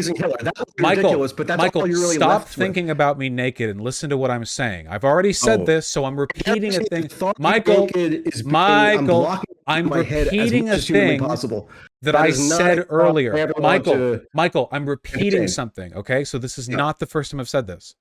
I don't know how much Obama could have realistically done at the time. Right. I'm citing Crimea as an example that when dictators do land grabs and say, "Oh, this is enough for me, this is all I want," that doesn't actually mean they're done. I mean, the United States had a pretty powerful military in 2014. He's not listening at all, is he? Action against Russia. Well, you're saying you don't know what he could have reasonably done. He's just thinking about me naked now. What could have done that was not appeasement? What could have been done that was not appeasement? I'm asking you. I just said it's not about what Obama could or couldn't have done. I said it's what about Russia did. You never want to talk about Russia's behavior because you defend them. You treat them like a force of nature. Appeasement. Have you looked into the concept of appeasement? Putin wasn't appeasing himself in 2014. The idea is that others appeased him, right? So who were there among those others? Barack Obama. So what was the alternative? This has already been answered. Michael, you're going in circles. You're delusional. You're insane. I'm actually just trying to apply a modicum of logic. You're gaslighting yourself. You're mad. No, not gaslighting. You're like a broken record. Random buzzwords. We need a therapist in here. All this has been answered. So do you agree? So wait, maybe I can get a yes no from you. This will be powerful stuff if I can. Do you agree that Putin annexed Crimea?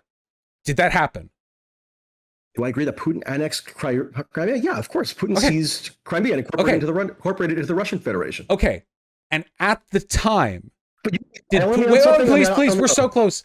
At the time, did Putin indicate, like, that's enough? Like, this is what I'm answering. In 2014, he wasn't saying, like, yeah, I'm going to take the rest of Ukraine too. Like, he was just saying, I've annexed Crimea because the people here are ethnically more aligned with Russia, and like I'm taking this territory. So at the time, that was perceived to be enough. It was framed as being enough for him. That was perceived to be enough. Like, Perceived by who? I mean, what are you talking about? Michael, oh my God, Did Michael, Putin himself Putin's indicate that messaging Crimea was quote, enough for him?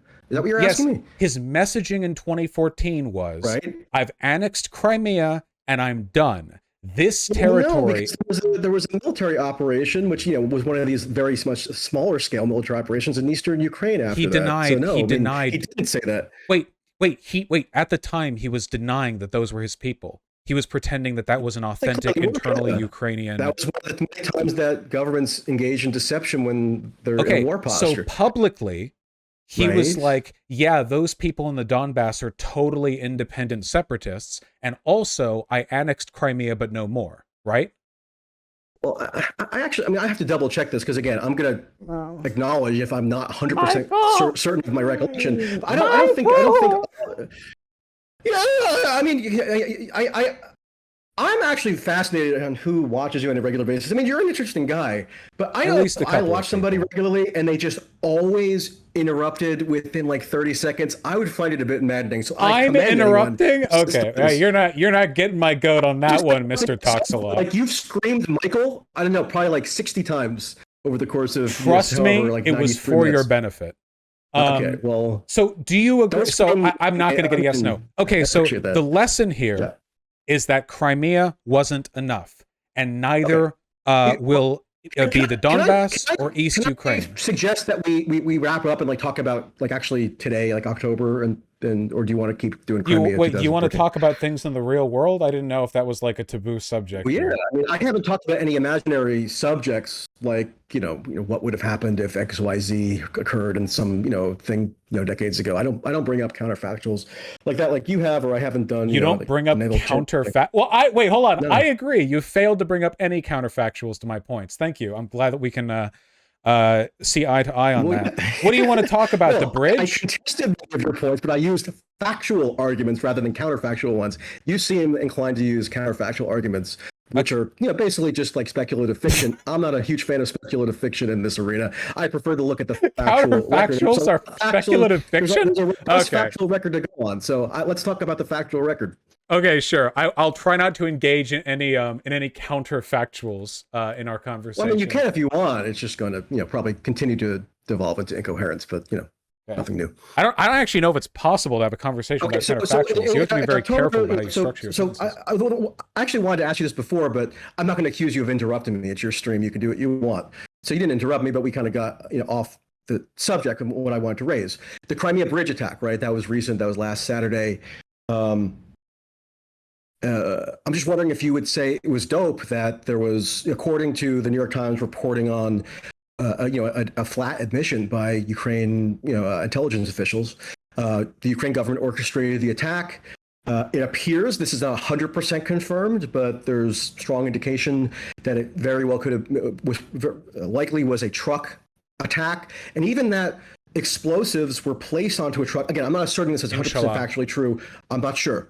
But one of the likeliest scenarios now is that there was a truck brought across, went across the bridge.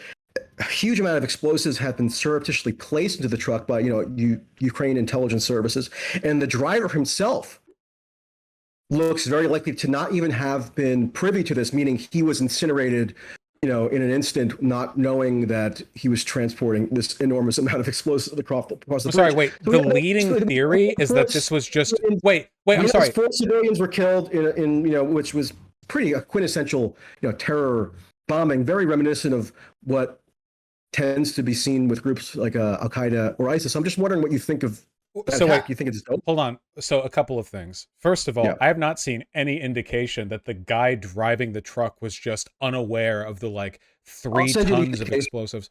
Please do. Okay, I'll do it right now if you want. Yeah. I mean, where should I say So first of all, as a proud warrior of Allah, I am fully in favor of suicide bombings to destroy critical infrastructure. The bridge is a legitimate military target. It's unfortunate. So the pro-suicide bombing stance is another thing that you and I just will have to agree to disagree on. Yeah, that's called being anti-imperialist, buddy. What Oh, you think? Wait, who do you think ISIS is fighting against? Anti-imperial. Okay, I'll have to think that one over. Yeah, think it over. Go on. Anyway, Yeah. so that's one, and two, bridges. Pro-suicide bombing. I mean, that's a bold one. Bridges are legitimate military targets. Carried a lot Yeah. of military equipment across. Right. This is internationally recognized. There's no doubt about it. It's unfortunate that What's civilians internationally died. recognized? Unfortunately, civilians die in war. Maybe Russia Right. shouldn't have started the war. That'd be good. What's internationally recognized exactly? The legitimacy of bridges as critical military infrastructure. Nobody treats the bombing of Right. bridges as civilian Well- infrastructure, like a hospital or something.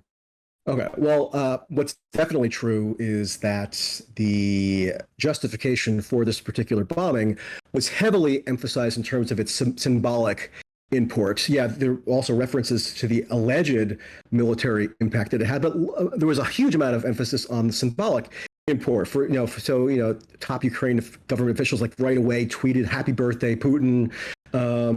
Or the Ukraine Defense Ministry was touting the symbolic importance of the attack, and yeah, they kind of shoved it in some critical military infrastructure and also justifications for it. But it's on the factual record that hours after the attack, the rail lines resumed. And so, if the point of it supposedly they was get it again. to disrupt military logistics, then it radically failed. And wait! You're mixing a bunch of points. For one, like I know you're doing like the whole Kremlin screed here, but first of all, no, I haven't actually analyzed what the Kremlin said about this topic. I know I've looked at So reading Michael, New York Times, Michael, I don't really view to be a Kremlin kind of propaganda They didn't organ. take down the full bridge. That's fine. They can do it again. There are more explosives in the world.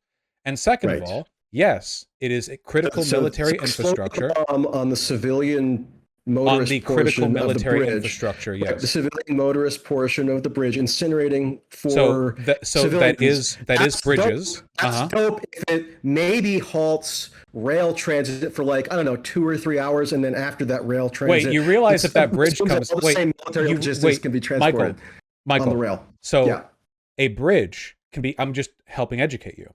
A bridge can be critical military infrastructure, and civilians can also use it. Michael, a bridge can be critical military infrastructure, and also civilians can use it. Much in the same way that, okay, you're going to hate this comparison, but it's direct. It's not a moral one either. Yes, I will compare to another war. That's incredible. I know. I never thought you'd make a World War II analogy. Well, I know you don't like it because you hate having to defend Putin and Hitler in the same breath. But so when we bombed the rail, Michael, why World War II analogies need to be critically examined because they're always using these ridiculous ways. But go ahead, yeah. So when we bombed the rail stations in Germany. Wait, Michael, I know, dude, I know you're salty, but you can't literally just like whenever you're mad that I'm saying something. Okay, you have to calm down a little bit. No, I'm giddy actually. I'm entertained. Yeah, you're in like the third cope stage here, which is where you're pretending to not care even harder. Cope stage. Can you send me like a diagram so I can understand the various stages of cope? Because I'm not familiar. Yeah, you can't pull the snark off. Please stop. It just makes you look sad and retarded. Okay. Well, maybe I'll become gay and then I could be snarkier. So to draw an example, okay, not a counterfactual, which I know you don't care for. When we bombed the rail stations over Germany, that was military infrastructure. The military ran trains for them that would bring supplies and weapons to Germans all over the country, but also they were sometimes used by civilians. This was, unfortunately, as a product of war, a necessary kind of bombing to do. It's unfortunate, so not dope exactly. No, I think it was dope that they bombed the rail stations. Civilians were incinerated. Yes, Michael, I do think it was dope that we beat the Nazis. You should send a letter of condolences to their families where you remark that. Well, maybe if they didn't want to lose civilians, they shouldn't have started the war like Russia did. Yeah. So maybe the civilian. When you invent a civilian, you invent a civilian casualty-free way of conducting. Michael, I don't know if you ever read like the manifestos around 9/11, Michael, but that's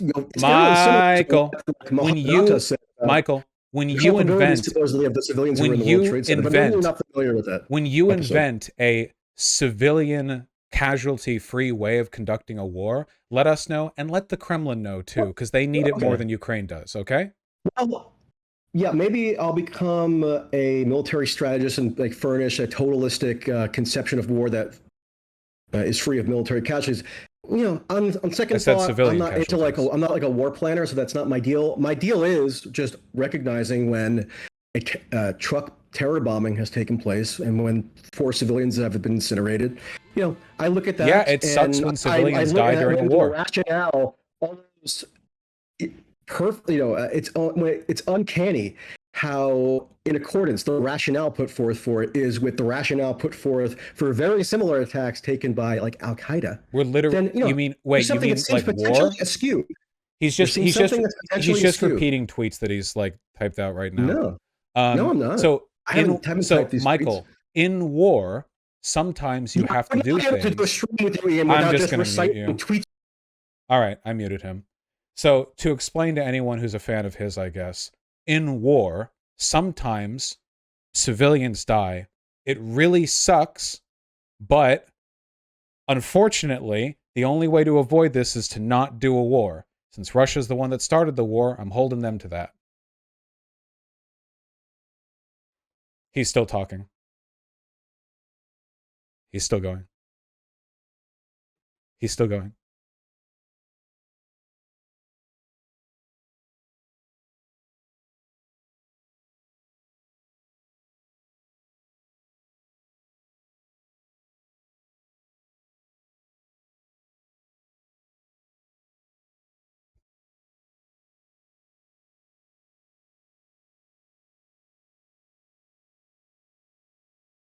All right, you're unmuted. Anyway, yeah, sometimes... Did you mute me there? Huh? Did you mute me? No, I just unmuted you. Was I muted when I was speaking before?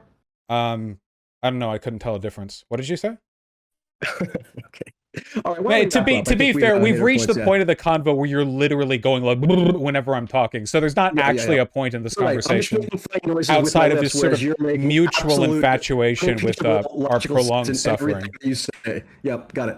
The main thing, like, can we? I want to get to the real questions past all this. How much do you get paid? Let's wrap up. How much do I get paid by who?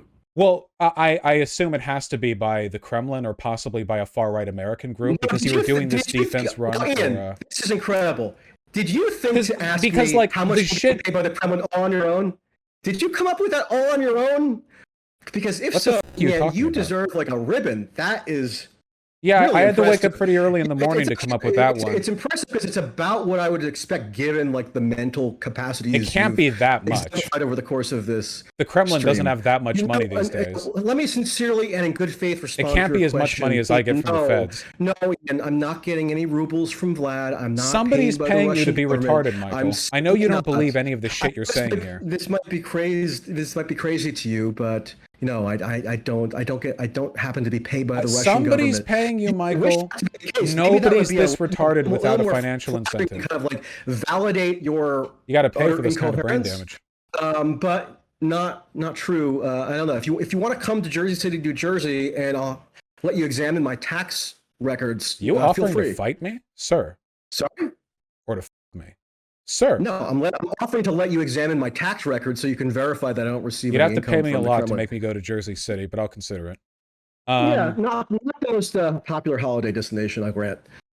But you know, if you're not curious about who my pay sponsors are, then maybe you'd like to come. I just don't think people can get like you without some kind of financial incentive. Okay, I mean, it doesn't surprise me that you think of you like this, you know, anti-terror, you know, skeptical of terror bombing, skeptical of U.S. government policy, skeptical of, you know, sleepwalking into nuclear. But this is what I mean. You don't believe any of the stuff you're saying right now. These aren't authentic positions. Being corruptly paid to express them. Everything that you've said is a reiteration of key talking points that get regurgitated like mimetically from person to person, and none of them believe the stuff they actually say. Every day, you guys didn't hear, but when I muted him, he went from talking about how the Crimean Bridge was a terror bombing to talking about American involvement in like 2014 or some down shit. The street. Yeah. But anyway, again, you're like just a bunch master of Twitch detective. You cracked the case. You figured out that, anyone who's wary of U.S. policy measures that maybe could Michael, increase the I'm likelihood wary of about more. Michael, to be paid take your shirt directly by off. Putin. Check in the mail. Michael, take your shirt off. Michael, take my shirt off. take your shirt off like Putin. Take your You shirt know off. what? Because there might be children watching, I'm not going to take my shirt off. Wait, what's wrong with your bare chest that would necessitate that? It's very hairy, so it could be frightening to some. Oh, that's fine. I'm hairy. I wear like low V-necks sometimes, or tank tops. I've got a chest hair that goes all the way up to my beard. Well, I mean, you should already say viewer discretion advised due to just the small patch that's visible. He's wearing a wire. So, yeah. Anyway, Ian, I know we mix it up and we can be critical of each other, but I actually do enjoy the back and forth with you. Maybe you don't believe me, maybe the viewers don't. But I'm a sort of a person naturally disposed toward debate, so I don't take any of it personally. And actually, it's helpful to sometimes, illuminate certain points of contention. So I appreciate you having me on. I wish I could say it's mutual, but I genuinely hate you. I think you're evil, and I don't think that you believe anything you've talked about here. I think you just. I think that strategic ineptitude is your the name of your game. I don't hate you, and I have no reason to doubt the sincerity of it. Of course not. The stuff I say, I believe in it, and I say good things too. No, you shouldn't have any reason to hate me. One day that you see the light of Allah, you'll come over to this. Well, that's where I guess we also differ. Maybe we can wrap it up on that. You hate me and think I don't believe anything I'm saying, where I don't believe that about you. That's a point of differentiation between us. Yeah, well, that's fine. That would be like a piece of shit and a human looking at each other, and they, I imagine, would have respectively different opinions on the smell of the other. Okay. Well, I'm like it's not hypocrisy. It's not like a mark against the. I'm eager for people to judge who looks like the piece of shit in this situation. Relatively speaking, because I didn't say any terror bombings were dope, for instance, but that's one of your strongly held. It's called being positions. an anti-imperialist, Michael. And see, yeah, anti-imperialist terror bombing. I agree. That's out of curiosity, what does terror bombing mean?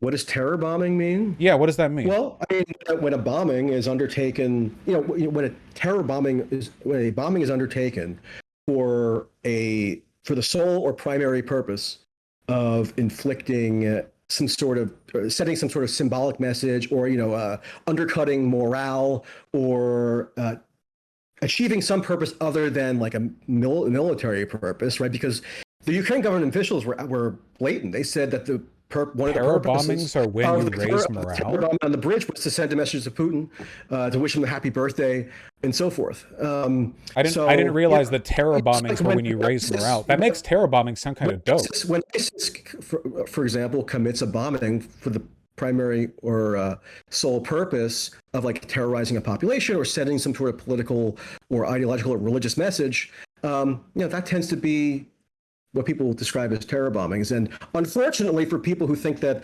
the clearest moral imperative ever to exist in all of human history is that U.S. policy in Ukraine is good. Why do you keep saying that?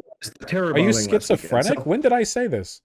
Maybe you didn't put it in exactly those terms, but for people who think along those lines, these billions of dollars. But this is what I mean when I say you don't believe the shit that you're saying. Like you have your pre-programmed lines. It has nothing to do with what I say. Conduct of terror bombings. So that seems like something that should be given some thought. So terror bombings are when you do a bombing that has the purpose of raising morale? I didn't realize that so many people undermining terror morale or countering morale of like the people you're bombing, or of like the enemy state you're bombing. Oh, that's crazy. Yeah. I didn't realize that like bombing military targets, if it raised morale, it became a terror bombing. Are you familiar with like Al Qaeda and ISIS and those? No, I don't know what those things are. IRA, like the Irish Republican Army, like classic kind of terror groups.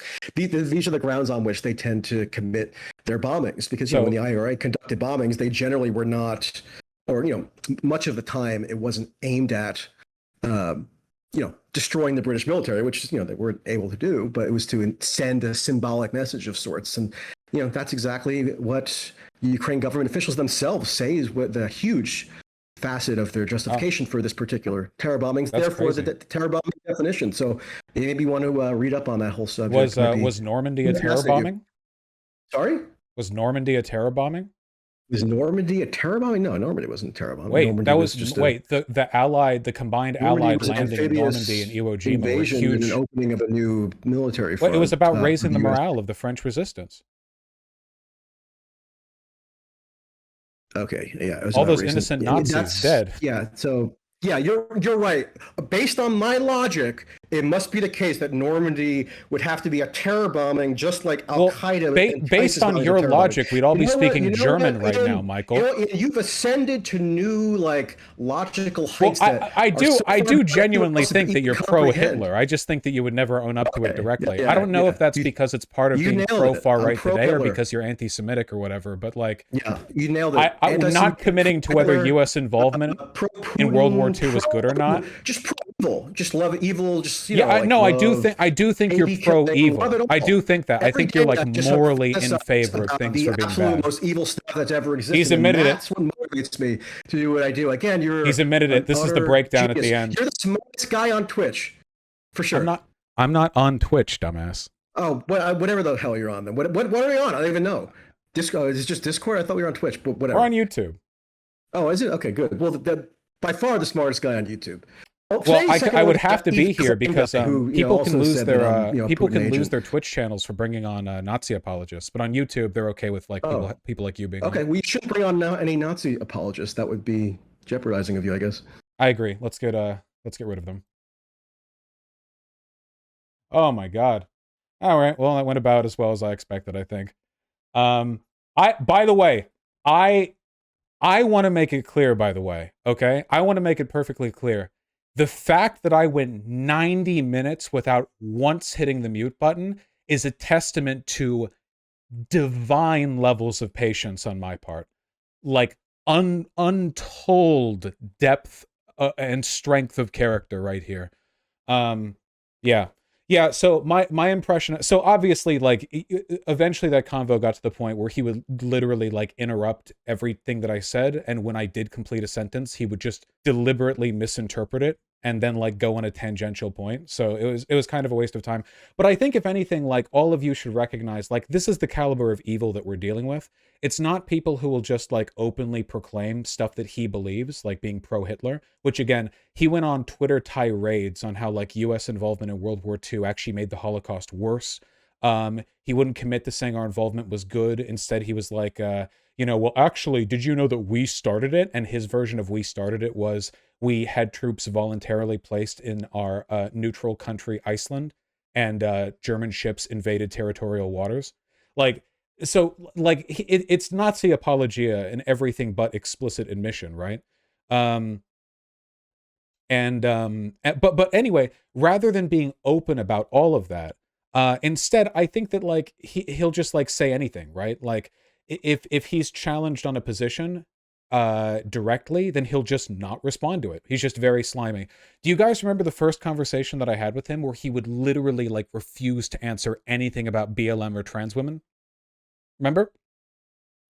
I thought back then he was just a weasel, like personality-wise, but I think it's pretty clear that like he's if not paid to be that way, at the very least, like it's a deliberate thing that he does. Like it's a strategy that he weaponizes to avoid having to own up to the horrible positions that he has, you know?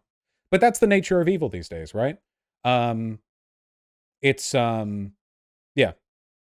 By the way, Vaush Tracy either lied about or misrepresented Iceland. I know there's no reason to ever like believe a descriptive claim that he's made. So, not even like worth getting into, but yes, he's probably lied about literally everything that he said.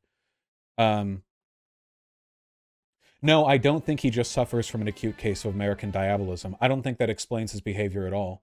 To whatever degree of like disingenuousness that he engages in, I think it's either vacuous in support of whoever pays him, or it is like entirely 100% like far right or Nazi oriented. I have no like he literally did Holocaust revisionism. I don't know how you like parse that, you know? Then again, like I've made the case before that like anybody who defends Russia here would have had to have defended Hitler back then, which I still think is correct, most of the time at least. There are edge cases where there are differences, but for the most part, I think it's true.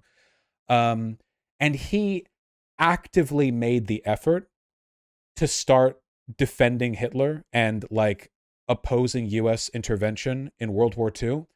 He made the choice to bite that bullet rather than like let it stay by implication. Does that make sense? He chose to explicitly defend the Nazis rather than implicitly defend it, which means either that it's ideological and he genuinely like wants to support the Nazis, or he's really stupid and he doesn't realize that that's something he also should have been like strategically ambiguous about. It could be a combination of both.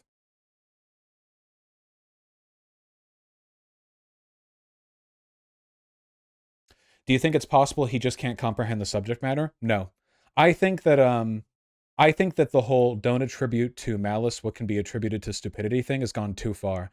When we're talking about fascism and people like conveniently having all their positions line up with fascists like over and over and over again and just constantly being empirically wrong all the time, even when it's provable that they're wrong and they could just learn and not be that, that's not coincidence and it's not stupidity. They're malicious and they're opposed to empiricism conceptually. Personally, I don't think he believed any of that shit, because if he really did, why would he end that conversation with that bullshit Dave Rubin, like, haha, well, despite everything, I still enjoy talking to you kind of thing, you know? If he had, like, genuine convictions, he would be more steamed. But he just got more and more smug and more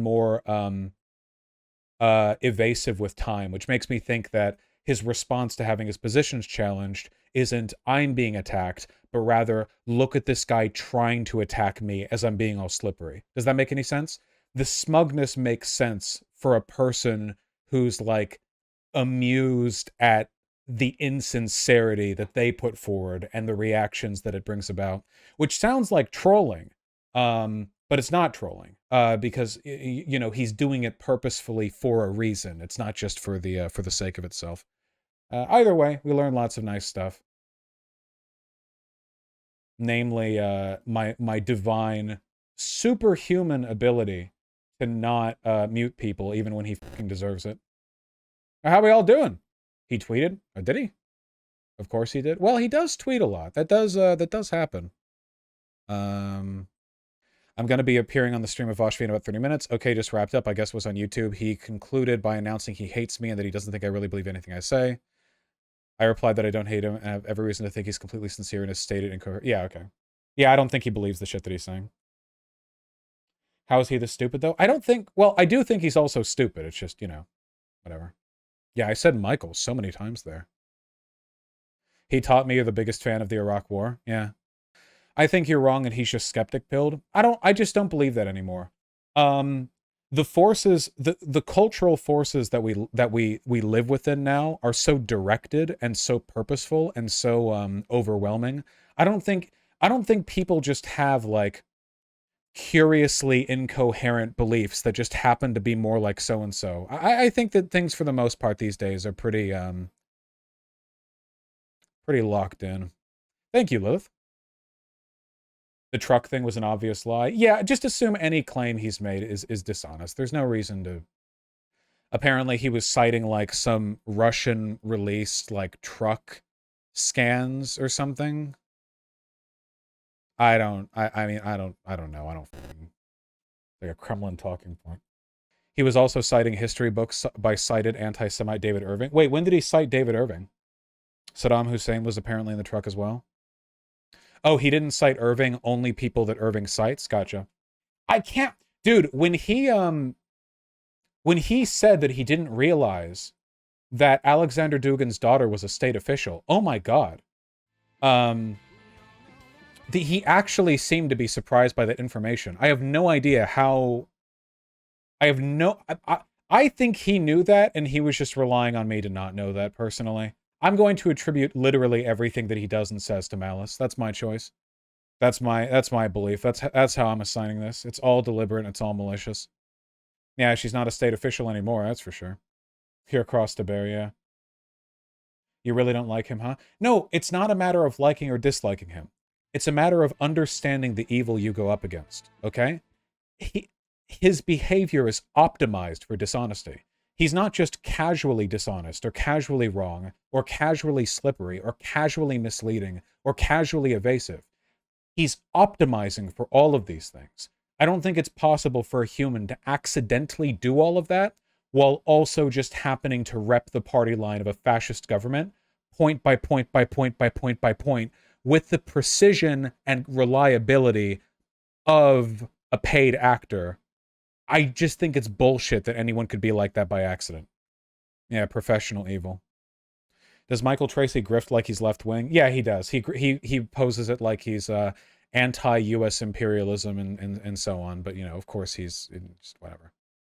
Vaush, she was technically not a state official. She was a journalist and activist, but held no real state position. If you're so, hold on. So Alexander Dugin's daughter was a head journalist at a state-run. Hold on, where's the damn Wikipedia article? Daria Dugina. Okay. First of all, her dad is one of the most powerful people in Russia, in an oligarchy. She worked as a journalist after university, writing for RT, and the pro-Kremlin conservative channel Tsargrad, using a pen name. She was the chief editor of a disinfo website called United World International, which was owned by Putin ally Yevgeny Prigozhin, who also controls the Wagner Group. That's right. She literally was the chief editor for a far-right disinfo website that was owned by a Russian oligarch and the controller of the Nazi militia. She was also a press secretary for her father, who, again, one of the most powerful people in Russia. Alexander Dugin. Outspoken supporter of the Russian invasion of Ukraine. Said the war crimes against Ukrainian civilians by the Russian army were staged. Yeah. When are you debating Chomsky? At least he won't try to shout over me. Jesus. Vaush, show us evidence that Dugin has any influence? Wait, I recognize that. Oh, whoops. Okay, yeah, we spent this entire time defending Russia today. All right. Lol, are we okay with suicide bombings now? Imagine pretending to be a progressive and not being in favor of suicide bombings. Couldn't be me. It's the cop rapist guy. Wait, that's the cop rapist guy? That's the 15-year-old who was like, if female cops get raped, maybe they should have been cops. Oh, well, there you go. This is the moral character of the people who disagree with me. Thought I recognized that name. Debate number 2. No. Well, Vaush, you're pro Dugina getting bombed? Well, I would have preferred Alexander got bombed, of course. At worst, it's morally a wash. Yeah.